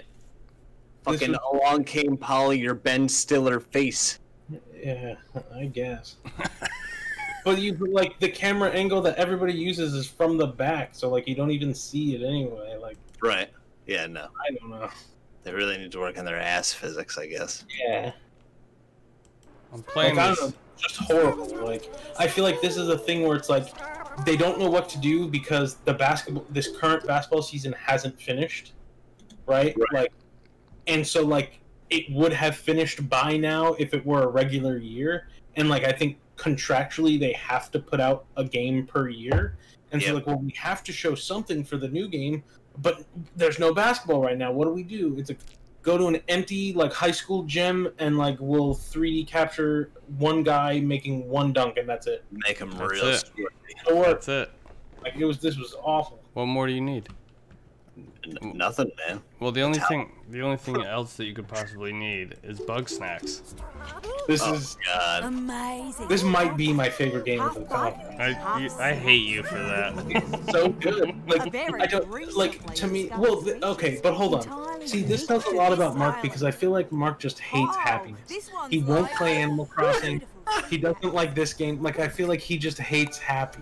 Fuck, Like I think that's what it is. And it's tasty. Because like this game was nothing like the song, the vibes. It's like sandwiches with faces on them. Oh, How do hold you- on. Dude, that's what fucking Dude. freaked me out the most, dude. I'm First of all, if I was ever gonna watch a strawberry try and move around, this is not the way I ever wanted to see it happen. I don't hate happiness, bro. I like the song. I do like the song. The song sets the tone. You know what the song is The saying? game looks like pure shit. And then you become snacks. Like, oh, it looks so good. Octodad also looked stupid, and I'm glad Listen. that I'll never play either one of those. I mean, it's fucking weird. First of all, It's fine that it's weird. It just looks like a shitty game. What's the game? Like, Yeah. I feel like this as a game is like everything. Like, this as a game looks so much more appealing than like Gran Turismo. Gran Turismo. Gran Turismo. You ever want to know what it is like to drive a real car? It's like, no, I don't, because I drive one every day. right? But do you want to know what it's like to You turn know into what a I love to know? watermelon if you eat one? Fucking foot long with like strawberry hands, maybe. I don't know. But why? Like, I feel like this game No. has a message that it's trying to send. Like, hey man, you are what you eat. Like, be careful. Like, you know, this and that or whatever. But then it looks like this. It like defeats the purpose. Let me of the play. message. Let me play the BUGSNAX song again. Yeah. There we go. Go. The worst. BUGSNAX. It's just like the worst lyrics. It's Talking so about good. BUGSNAX.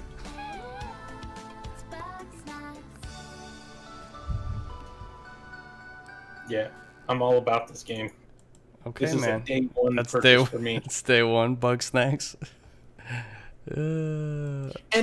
But on a serious note, like, Yeah. regardless of what you think of the game, What I do serious note is there with this game? I do think this says a lot about like this conference, of the fact that it's not just like, hey, here's all of our first party games, or hey, No. here's our first party games and, you know, big third party games. It's like, hey, here's this weird Hey, here's a hot bugs steaming and turn juice. into snacks game, and we're gonna give it the same amount of attention as we did like a Godfall, right? Like it's like Right. I don't know, like I just So everyone makes mistakes.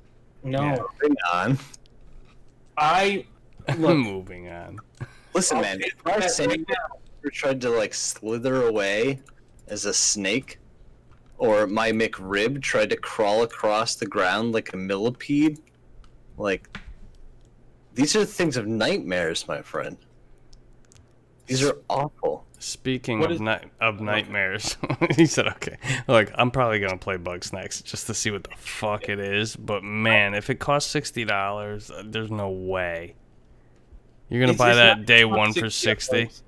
It's not gonna cost $60. Yeah, it's going to be like an Octodad price, right? It's going to be like a $20 game, right? And Mark's gonna play it and love it. I hope so, because if I waste 20 on it, I'm going to be mad. Demon Souls is a thing. They made it again. We knew that they were making it. It looks great. What more can I say? I'll probably play Demon Souls for the first time because of this game. Yeah? Yeah. Is this the first? This is the same game? It's rebuilt from the ground up, but it is the same game, just remade entirely. You know what I mean? Right. And I think like the one of the biggest things about Demon Souls, right, that people complain about is like, if it weren't for the frame rate, it would be better than all of the Dark Souls games or whatever. Like the people that played it that's like their biggest thing is like the frame rate ruins this game, and I think like if anything, Bluepoint has shown how good they are at like making a game look incredibly well, but also keeping the like tone and setting and play of the original with what they did with Shadow of the Colossus. Like I feel like that was their thing, was like Shadow of the Colossus was also like this game's incredible, but the frame rate kind of ruins it. And then they came in and just were like, well, what if we make it look even better and then fix the frame rate issue? And so it's like, I feel like this makes total sense for this. Like, yeah. I'll probably play it too. Yeah. Like, I'm not really into those games, but like, I think that's gonna be my forte, because I tried Bloodborne and got frustrated early, but it was like, I don't know, it was more had to do with the way that they just dropped me in. It wasn't engaging in the way that I'm hoping Demon Souls will be. Moving on to we got okay amount of time. Deathloop. This was a really cool looking game. This is the other Bethesda game, and this looks like it is a try and die with a like kind of a twist. I'm not. You guys watch the trailer. Do you play as the chick with the sniper rifle at all? So I don't. This is super weird because like when they initially talked about this game, like I think last E3, they heavily implied that like each like you the guy and you the girl were like players. Like so it's like, but like this made it seem like you're the guy and like the girl is trying to kill you. But like, I don't know, they weren't very clear on it. I was under the assumption until I watched this trailer that like it was like you're trying to beat this game, but then there's another player actively like fighting against you. It's interesting. I don't know. Mike, thoughts? Yeah, I'm still really not sure what to take from this. Like, I like the whole, what is that, assassins all out for each other? Mm-hmm. Yeah. And the whole die and try thing. Like, I really like the die and try games. Like, if that's what this ends up becoming. Mm-hmm. Something about this just gave me, like, super, like, BioShock or, like, Dishonored feel to it. Dishonored. So I think it's the same team that made Dishonored. It is. Yeah. Because you get the guns, but then he also has like the powers throwing people around and moving things. Yeah. Yeah. So, I mean, it looks interesting. I just doesn't give a good what the premise is. Here. I feel like if you like first person shooters and you're looking for something a little different, this might be the way to go. Right. Yeah. Anyway. Yeah, I just don't know about that other, like you said, with the girl attacking him.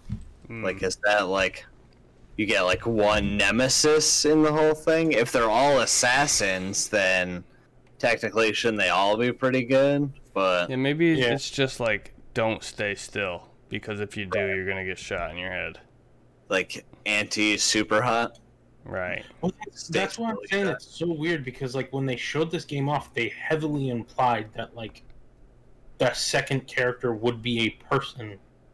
So like it's hard to like picture how this game plays out if that's not another person playing. Right. Resident Evil 8 Village. Wait, real quick. Deathloop also, I know we mentioned it earlier, but like the biggest takeaway from this is that it's an exclusive, a timed exclusive for PS5. Okay, yeah. Which is like, that's another big one of like, I don't know. Yeah, no, like I think it might come out still on like PS4 and other like platforms, but like it's an exclusive for next gen consoles on PS5. There it is. You heard it here, 37th, folks. Shit, nailed it. Within top 50? Ha, that's a win. You know it.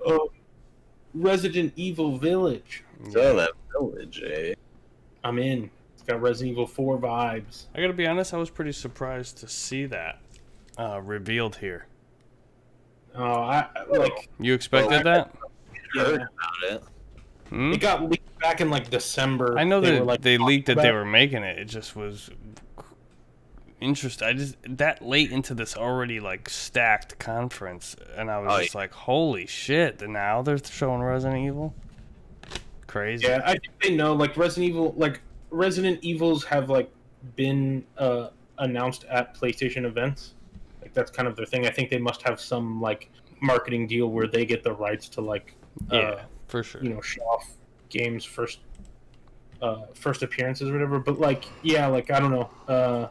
It was kind of crazy that it came this late. Like it was almost like I felt like Demon Souls. Like when Demon Souls popped up, I was like, oh, okay, so that's like the big one. This is their big thing, right? Like Spider-Man was a surprise, even though like I don't know what it is, and like Demon Souls is their big thing. But then like to then come with like Resident Evil, you know, like the following 4 games or whatever that they talked about after were all kind of like, oh, and this. And this, and you know, like it kept going. Where I was like, "Damn, like, relax."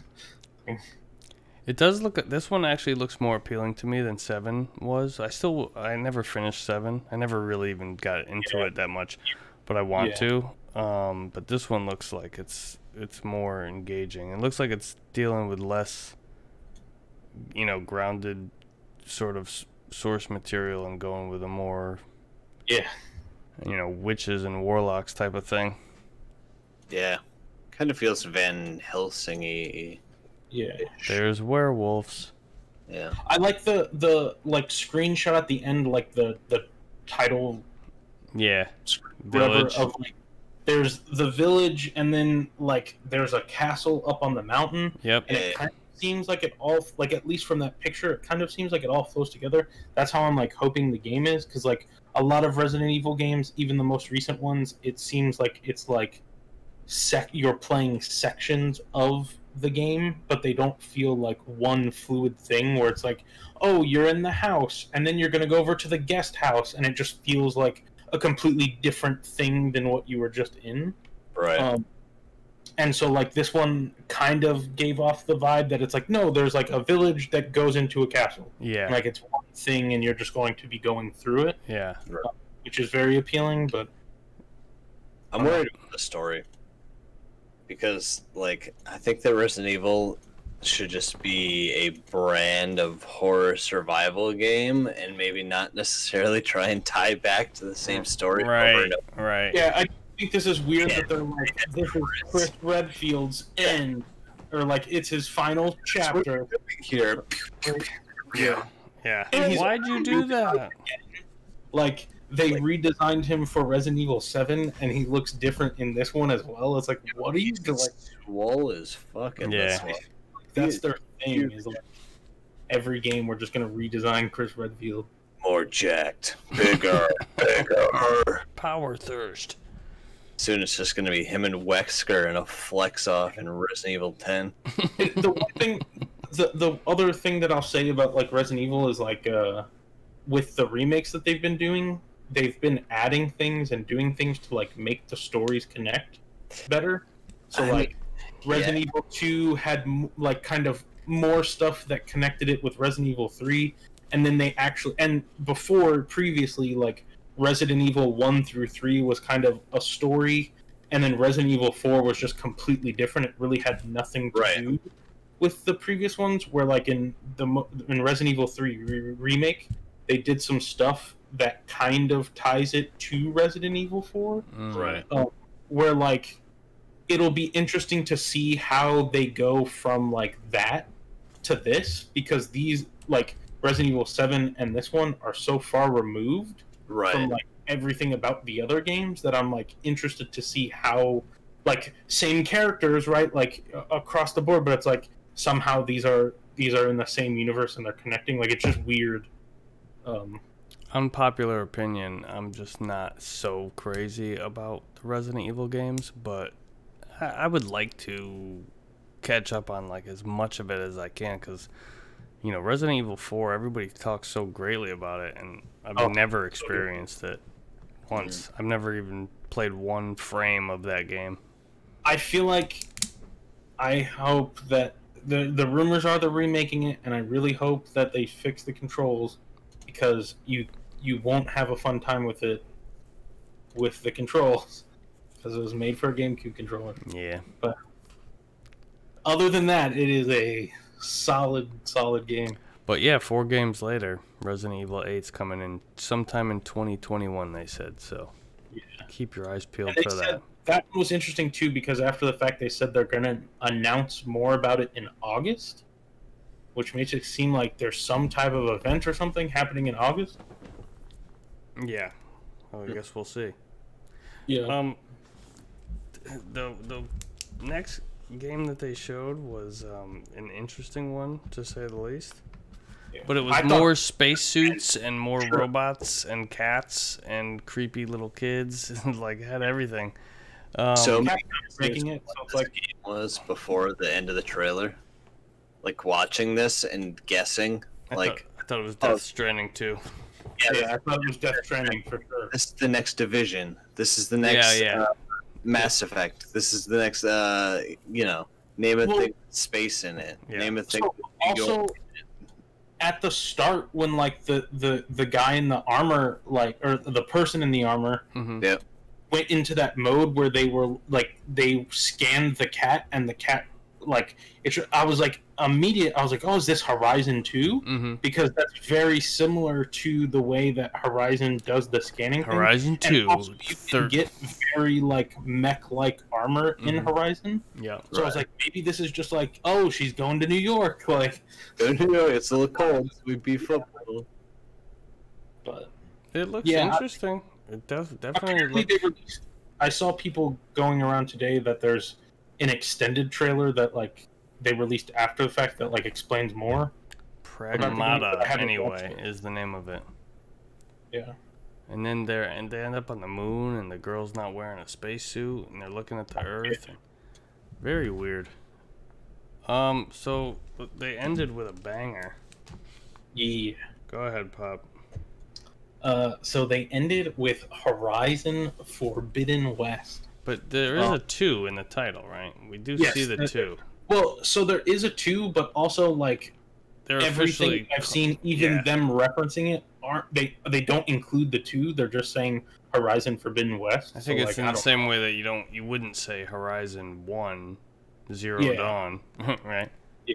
So, but As a matter of fact, a lot of people didn't even know that Zero Dawn wasn't up like part of the name. Like I feel like a lot of people thought Horizon Zero Dawn was the name of the franchise. It's like no, it's Horizon Zero Dawn. Like, but yeah, I think that Horizon might be the most underrated PS4 game in my opinion. It just had like the most untimely launch, where it's like it came out 3 days before the Switch. Yeah. I feel like everybody just kind of went for the Switch and Breath of the Wild, and like I that did. was I'm like a PlayStation guy, you know. They happen to be so similar, where it's like both open world RPGs with characters that mainly use bows as weapons, and like it was just like a really bad timing. I think if it would have came out any other time, people would be talking about it the same way that they talk about Spider-Man and God of War and Last of Us, right? Like it is on that level of like quality and like storytelling and gameplay. It's on that bar of games. I just think it came out at a really bad time, and it still did really well.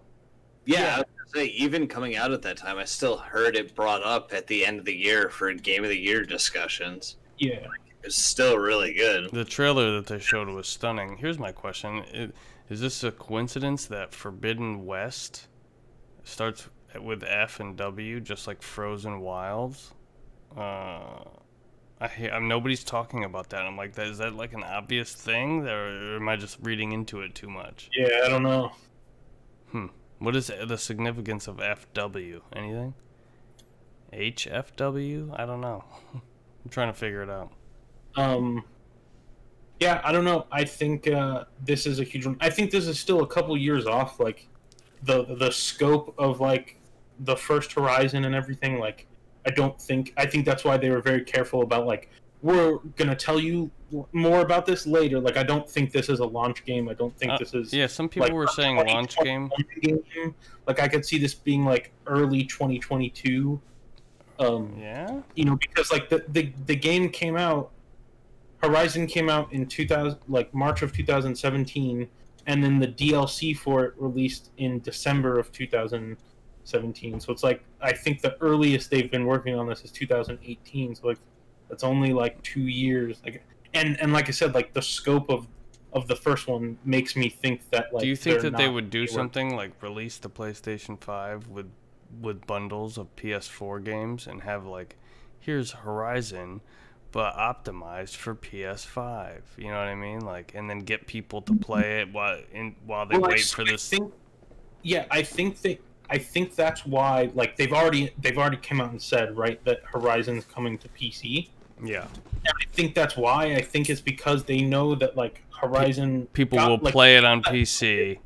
And the people that played it really, really liked it. Yeah. It just came out at a really bad time, so like, how can we get this back out there? So I definitely think that like Horizon will like they're gonna launch it with PC. It's gonna have like I don't know that they do a remaster for like a remaster for the PS4, but like it might get a like when it comes out for PC, it also a PS5 version of it comes out that includes the DLC.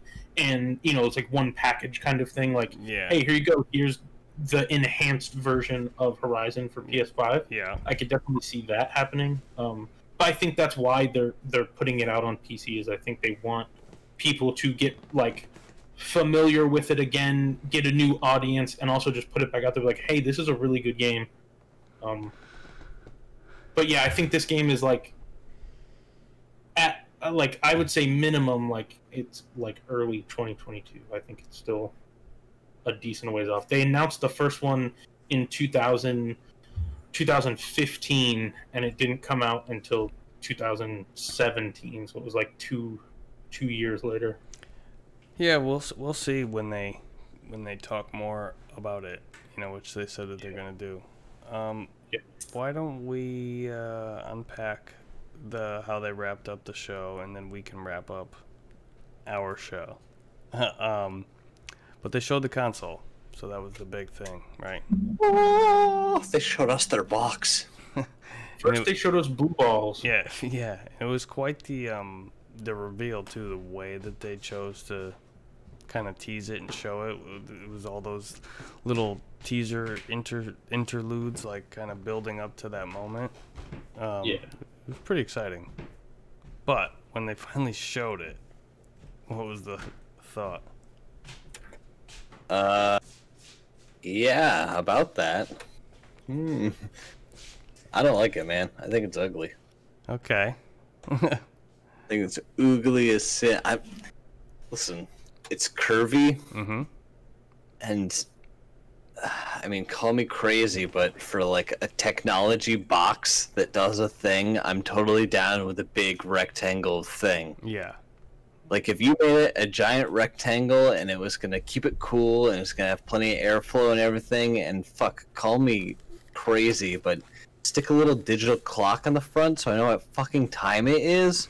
Like, that's all my technology I need right there. Every single one. Microsoft, Sony, you guys listening? Nintendo, fuck it. Everybody, make a goddamn rectangle box, put a little clock on the front. Light that says on or off, and I'm with it, man. Okay. I don't need sexy curves that make your stupid thing look like a router with 2 pieces of paper taped to the side.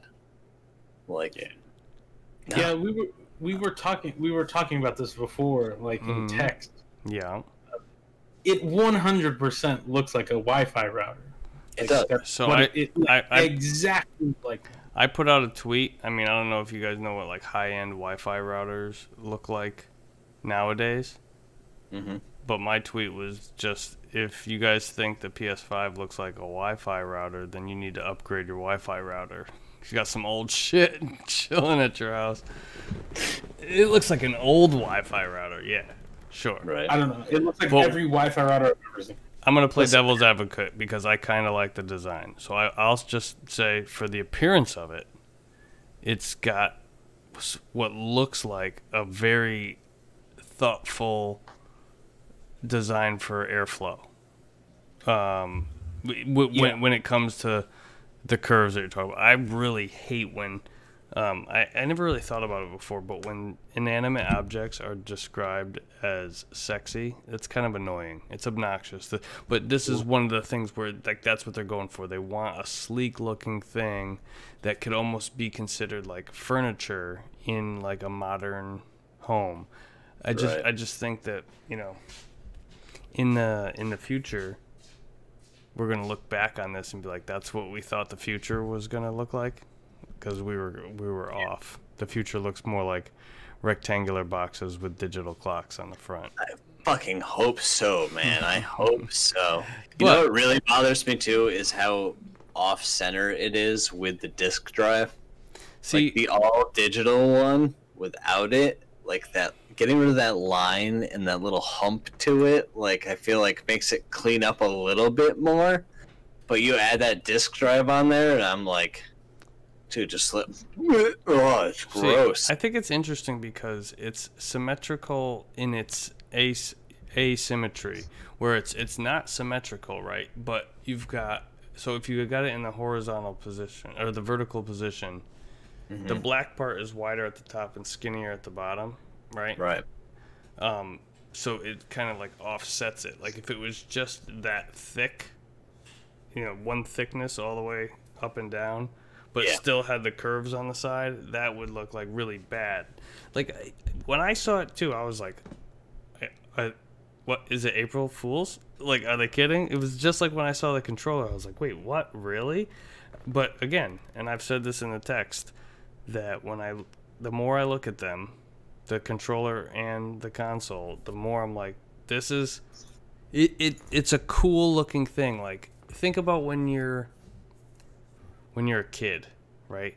This would have been the coolest fucking thing. But because we're reasonable adults now,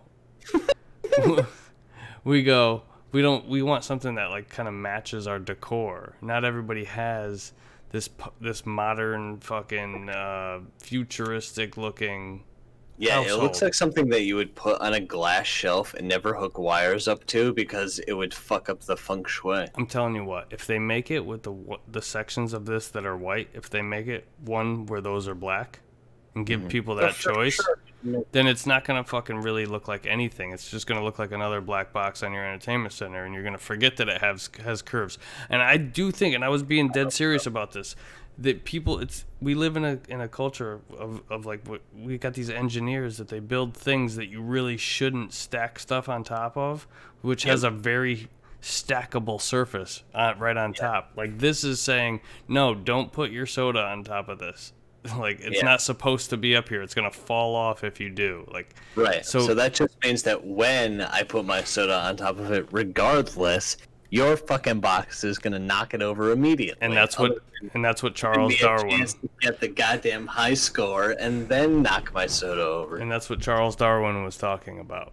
It's called natural selection. If you if you keep putting the sticky soda on top of the fucking expensive electronics, then maybe it's kind of like what you remember Chuck. I'm sure you do. He used to always say the stove's hot. Stove's hot. You're gonna find out. You're gonna find out how hot it is. I will say though, like I like it 100% looks like a Wi-Fi router, but I don't hate that. Like, I feel like I almost like prefer that, where it's like, it doesn't look like a video game console. It doesn't. Like when you see the Switch, like especially the way I have my Switch set up, where it's like neon green and neon pink. It's like immediate. You're like, that's a toy, right? Like that's your immediate go-to. Where like I feel like my immediate go-to is like, oh, that's a thing that like should be sitting over there in that section of things where I'm going to put it. Where it's like, oh, like if I had this next to my TV, next to the Wi-Fi router, it wouldn't look out of place. It would just look normal. And I feel like I like appreciate that in some extent, that like it doesn't look like a video game thing, which is like kind of weird, but it also, I think, in the same way looks like just a regular electronic that you would have in your household doing something other than video games, right? Like, Where it's like, oh yeah, they didn't have the black router, so I got the white one because I had to. It's like, oh, okay. And like, I feel like you could tell people that, and they would believe you, right? Like, they wouldn't be like, oh, that's the new PlayStation. Yeah. And so, like, to some extent, I appreciate that.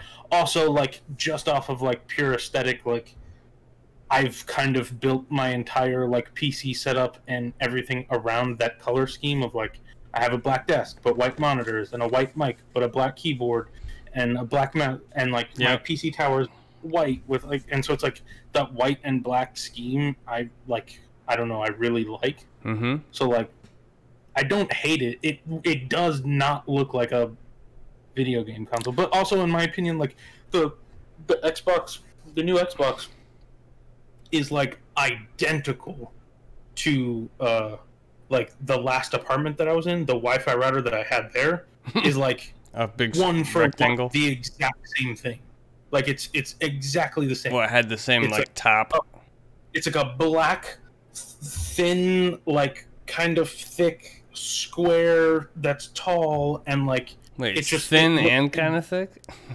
Yeah, like it's thin and standing up, but it's thick. I see. It's a thick boy. I see. But yeah, like it looks like almost identical to that, and so like I almost feel that like in Sony's color scheme of going with the white and black and then the blue lighting, like it kind of seems out there. But like I do agree with Mark of like, if this was all black, it would just be like, oh, okay.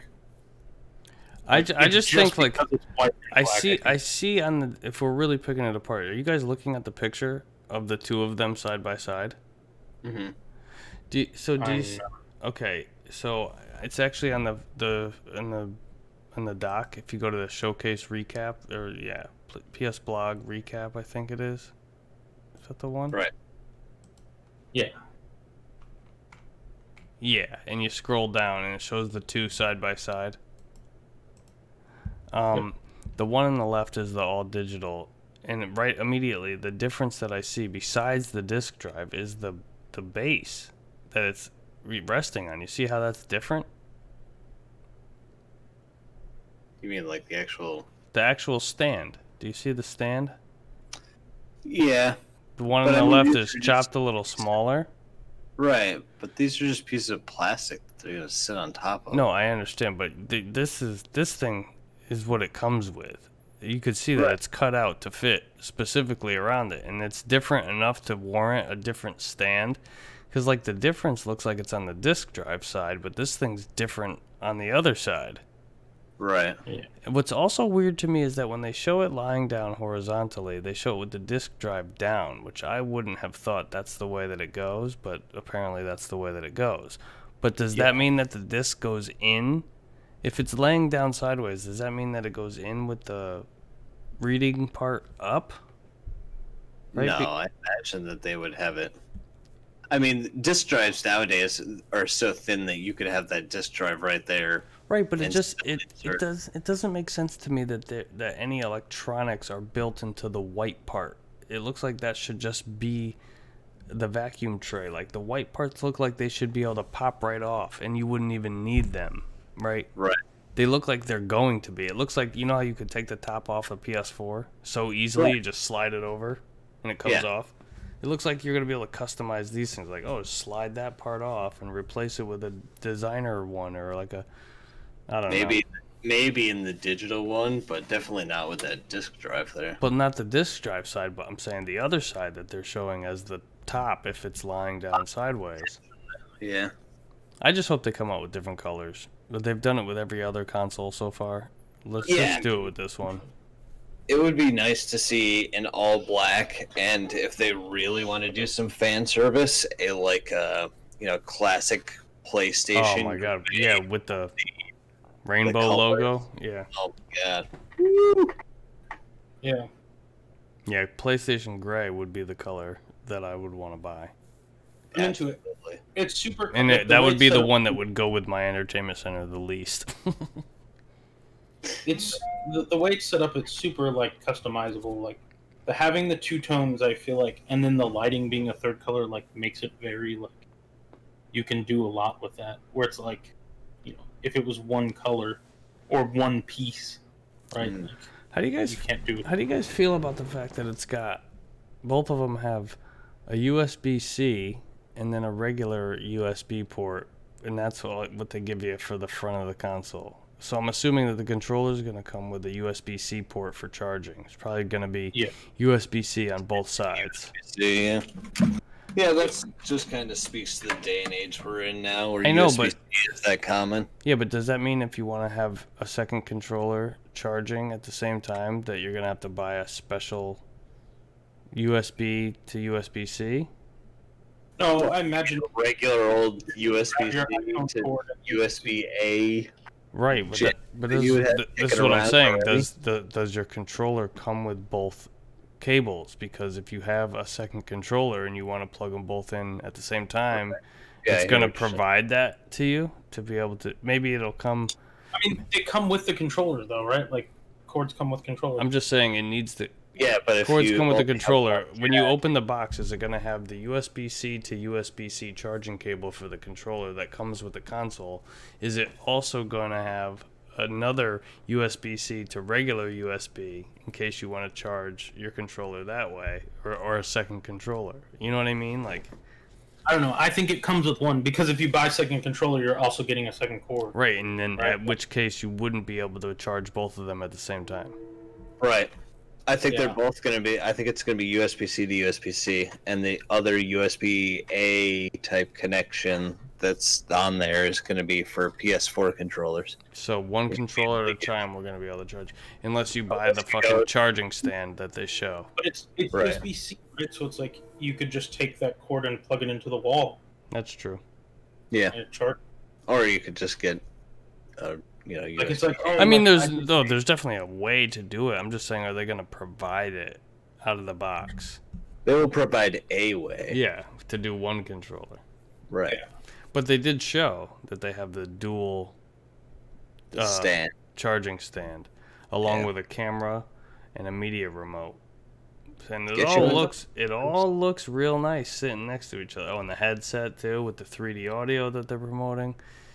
So when you look at all this high-end looking shit, what is it gonna cost? And here's where we can take. If I can reference the document. We had guesses of Mike said $4.99, I said $4.49, and Pop said $4.99. That's before we knew that there was going to be two.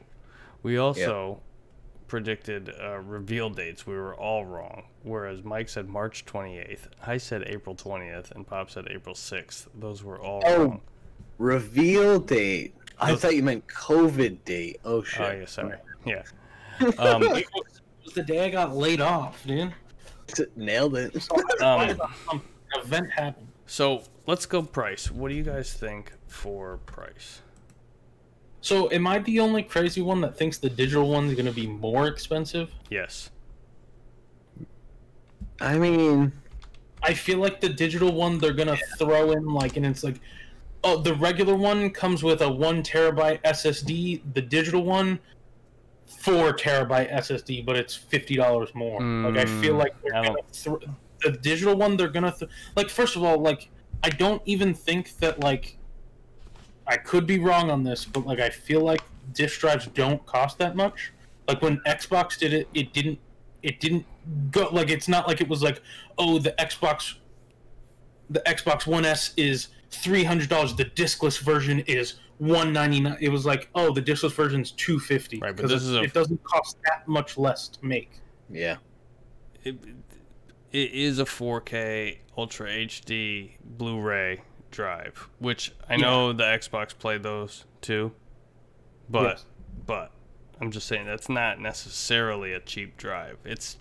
They're not super expensive, But then also with how big games are right now, don't you think an all digital version has to come with a much larger storage space? No, because I think the all digital version is their way of justifying selling the one with the drive for as much as they're going to sell it for. As much as I hate to say it, I was really banking on the fact that this thing was going to be below $500. I was thinking $450, and now I'm thinking $450 for the digital, $550 for the big one. That's my guess. I'm sticking it. I already recorded it. I'm saying $450 and $550. What are you guys thinking? No, I'm staying 5 for the digital, Yeah. and you go 550 for the one with the disc drive, because I don't think the disc drive would cost that much to put in. Once you mass buy, that many of them to put them in these things, I don't think it would cost them that much more. But I think that it's essentially going to be the same, because I think storage-wise, you would want big storage anyway. Like, if you asked your average consumer, like, oh, digital or with the disc, like, either way, that you're going to say, okay, do you want 1 terabyte or, 4 terabytes? Every single one of them is going to say, give me 4 terabytes. Like, why would you not? Whether I want the discs or not, I want the storage. Yeah, I don't know. I think I'm saying 500 for the regular version and 600 for the discless. Hold on. I think they're gonna, like, there's been, like... You're saying, hold on, so you're saying $5.99 for the discless version? Yeah, because I think it's going to, like, more than double the... Here we go, PS3 all over again. And what are you saying for the $4.99?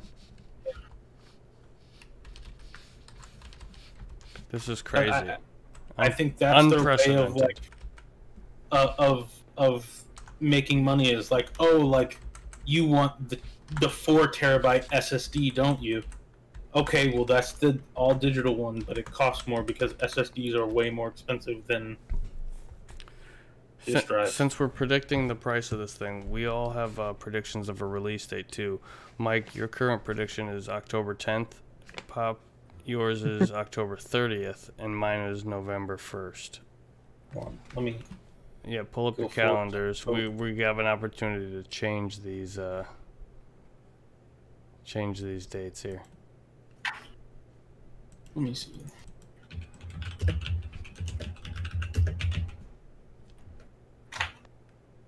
Okay, my new date is October 22nd. It's a Thursday, just like the event was. Seems to work out pretty well for them. October 22nd? Gives them, the entire, like, it gives them a month until Black Friday sales kick off. That's like prime holiday. I am gonna say... I'm saying November 20th. I'm changing mine from November 1st to November 20th. What would you got? Like, wait, Mike, you said October 22nd? Yeah. Okay. Pop.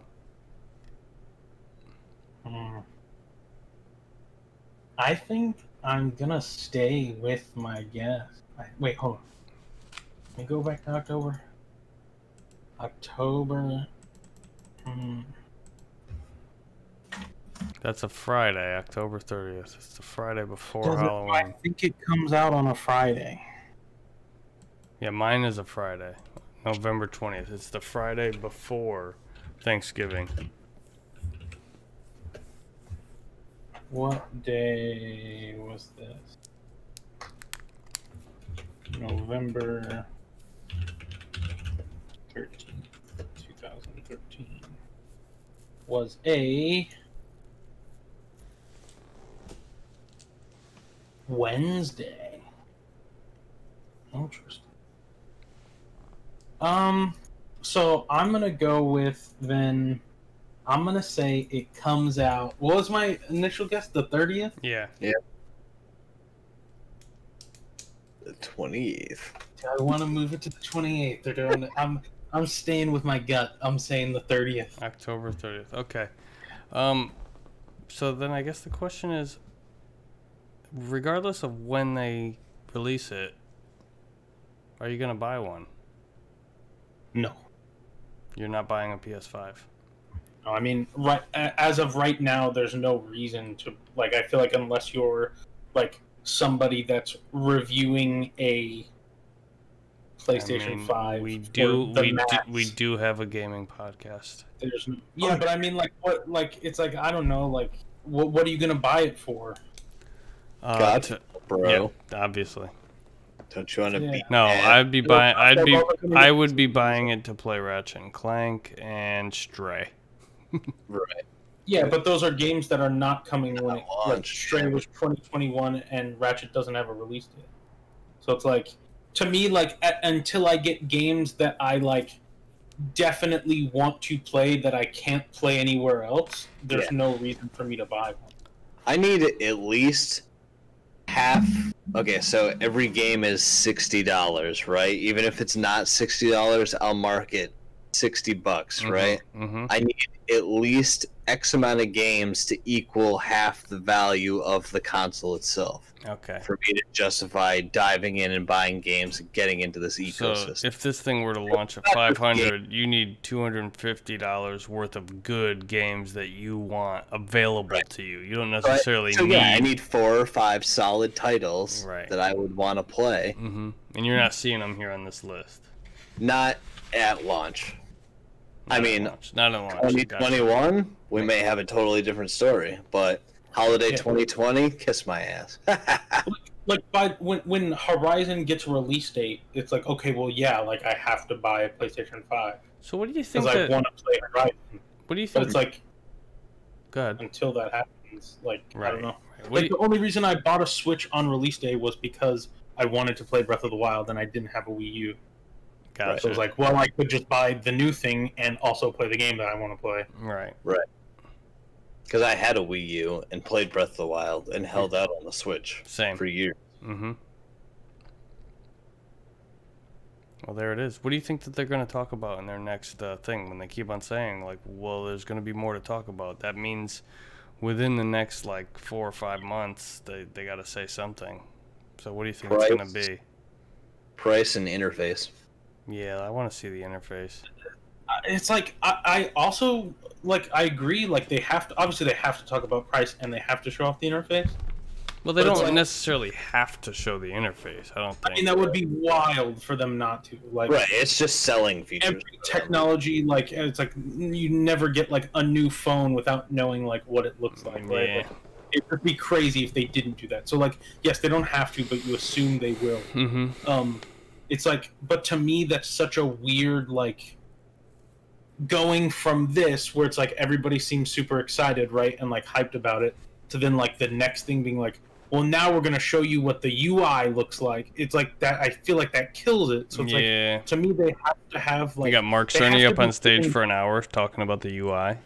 Yeah, they have to you be could thinking make past other A things. Like, fun short video though. Like you could like Have the Yeah. Astro bot What are like all the running features? around and like here. but then it's like I like I don't know. Like I ask myself then like so if it's just that if they're gonna make a 3-minute video showing off the like why not just show it during this like they Yeah. kind of They already said did. this was gonna be all about the games.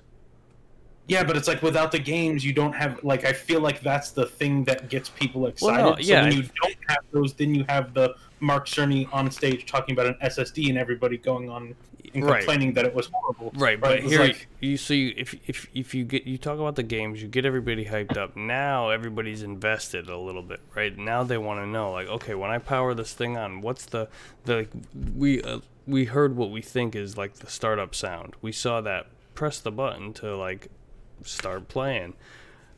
You know, we want to see like let's cycle through the menus. How quickly can I suspend a game, load a new one, like suspend that game, load a new one, then switch from that one to the first one I suspend. Like people do want to see that shit. Like I'd be really super interested to see like that in action, and then like oh, download a game from the PlayStation Store, play this game. Oh, bing, it's done downloading. Launch that game. Like if they can start making shit like that happen on screen, I'd be getting agree, excited. I also want to see that stuff. I'm just saying, like, I don't want to just see that stuff. Right. So by maybe itself. it's not just the UI. Maybe it's like, oh, and it's gonna be, we're gonna have these different colors. You could buy these different bundles. Like it's gonna be Here's the price. So yeah, they got to do UI. They got to talk about features. They got to talk about what the share button's gonna do, what the touchpad means, what the light bar is all about, like with the motion sensing, like how is it gonna use it, the adaptive triggers. Like let's dive deep into that and see what that's really gonna all be about. Show me some practical usage. Like obviously, games are gonna be like riddled with that shit at launch. Like here, fucking if the thing's vibrating under your fingers, isn't that neat? Like how do I turn it off now? You know, that type of shit. I feel like all while giving studios the opportunity to show, like, oh, here's a little more. Here's another scene from our game. You got to imagine, like, that Project Athia, right? When it says designed exclusively for PS5, like, that's going to take full advantage of all the shit. Yeah. Yeah. I think if I had to guess, I imagine that they do something in, like, similar scale to this. Maybe it's like a whatever the direct is that they call state of play. Yeah. Like maybe they do a state of play that's just about the PS5, and they show off some more games that maybe they couldn't announce during this because they haven't been officially revealed yet, right? Like there's like all these like Warner Brothers games that people are talking about, like the Batman and all the shit that's basically been confirmed but then canceled because of the E3 not happening. And it's like, well, they gotta announce those games sometime, right? Like there's you know, like the new Call of Duty coming out this year hasn't been shown. Like it's obviously going to be shown at some point. Like I think there's other things they can add with it, but if I had to, like, if I'm throwing out like a wild expectation, I think that they're holding back a VR headset that they're going to, like, if not launch with, going to be very close to launch. Mm-hmm. And I think there's certain things that they're going to, like, throw in there, like, hey, maybe Resident Evil 8 is also playable in VR that they just didn't announce because they haven't announced the VR, right? Like something like that. I think they're holding back. I also think that backwards compatibility, like, I don't know, I just feel like something in me says that this thing is going to play yeah, touching on that, on the way backwards compatibility, I think that's going to manifest in a way of, like, because there's an all digital edition, right? And they don't want to be not inclusive to everybody who joins the ecosystem. I think we're going to see a very, like, more like an expansive PlayStation store that has generational pages. Like, here for PS1 games, PS2 games, PS3 games. Like, you can download them all. They're all going to be playable, like, you know, the ones that they whatever they talk about. And you know, it's not going to be like put a disc in and play it. I really don't think so. But I don't know. I still think there's a possibility for it. There's a possibility for anything, but you want the thing to come out and say, like, it's $9.99.99. Like, yeah. Well, but, I mean, at that point, it's like if it plays Blu-rays, then like it plays PlayStation 3 games. Oh, if it was only that simple. Right? Like, I mean, but no, they have to build in.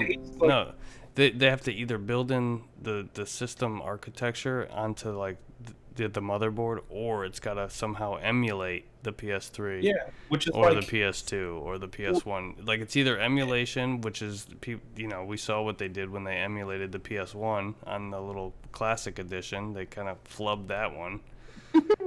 Well, yeah. So I don't know if they put emulators in it. Yeah, sure, it could run everything. But is that what people want, or do they want to put their disc in and, like, play the original source material? Like, that's why if you sell it digitally, it should just, I don't know. That means they're making it to work on the PS4, and it's. And that's also crazy that it's like, hey, like, you have to buy it all over again. That I can play on the PlayStation 5.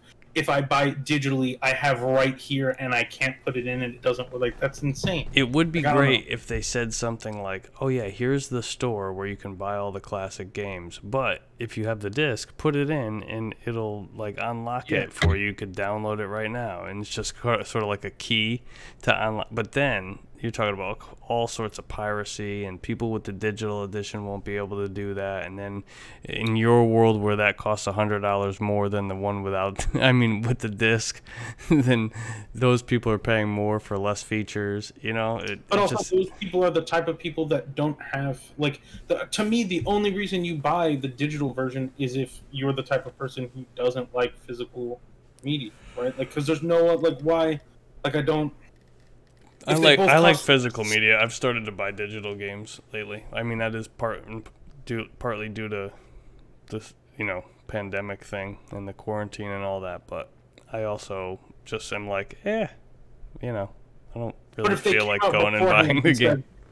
Hey, this one, if you buy it, will play physical discs that you already own, and this one won't. You have to buy them on the store. You already know which one. Would you really be mad that when you bought the digital one, it didn't play them? Like, I don't know.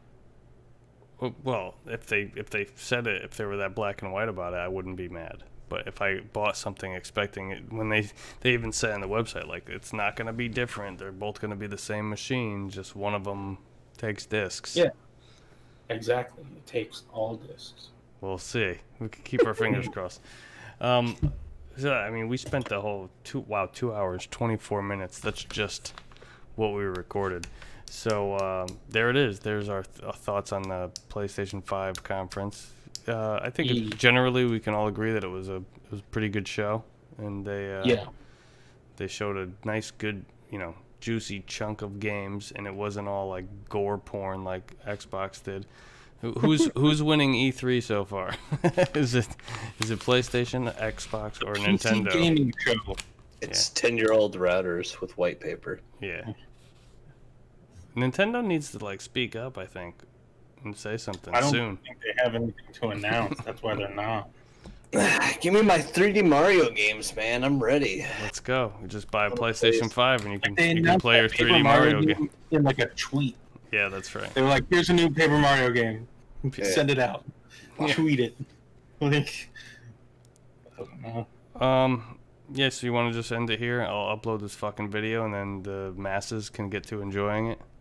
Yes, enjoy my tasty words. Yo, check us out on YouTube at Don't Hate the Podcast. We're on Twitter at Don't Hate the Pod, and then everywhere else at Don't Hate the Podcast. That's Instagram, Facebook,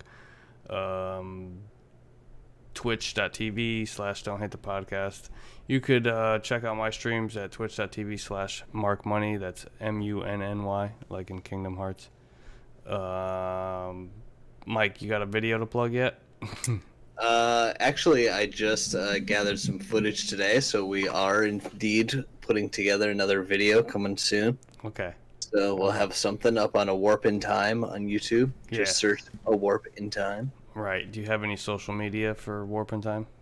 There is. There's an Instagram. It's A Warp in Time. Yeah, it's basically just to alert people to more videos. Yes. So really, the most important is go to YouTube and hit that subscribe, and make sure you click the bell and give it a huge thumbs up. Yeah. Because it's all good. Also do that for this one, please. That helps. Yeah.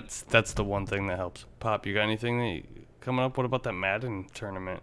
Yeah, what happened to that kid? I haven't even, like, I've literally been so busy with work, I haven't even, like, talked in the Discord over a week.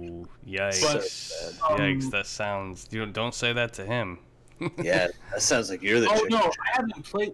My EA expert, whatever, Origin Games Pass thing expired, like, 3 weeks ago. I haven't played Madden in a while. Isn't it? It's not on Game Pass? You can't play Madden on Game Pass? I thought you could. No, it's an EA sports game, right? Yeah.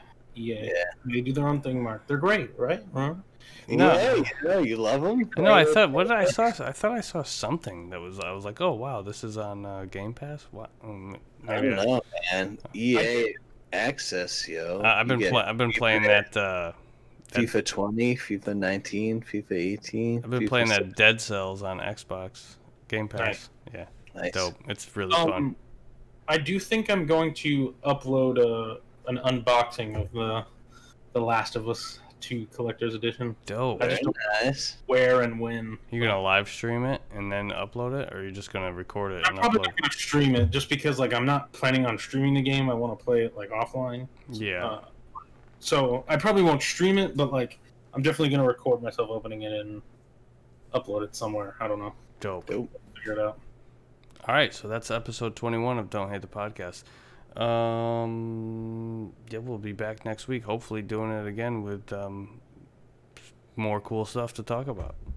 Hell yeah. So until that happens, for Pop That Baby Maker and Killer Metal Mike, I'm Mark Money, reminding you, don't hate the play, hate the station.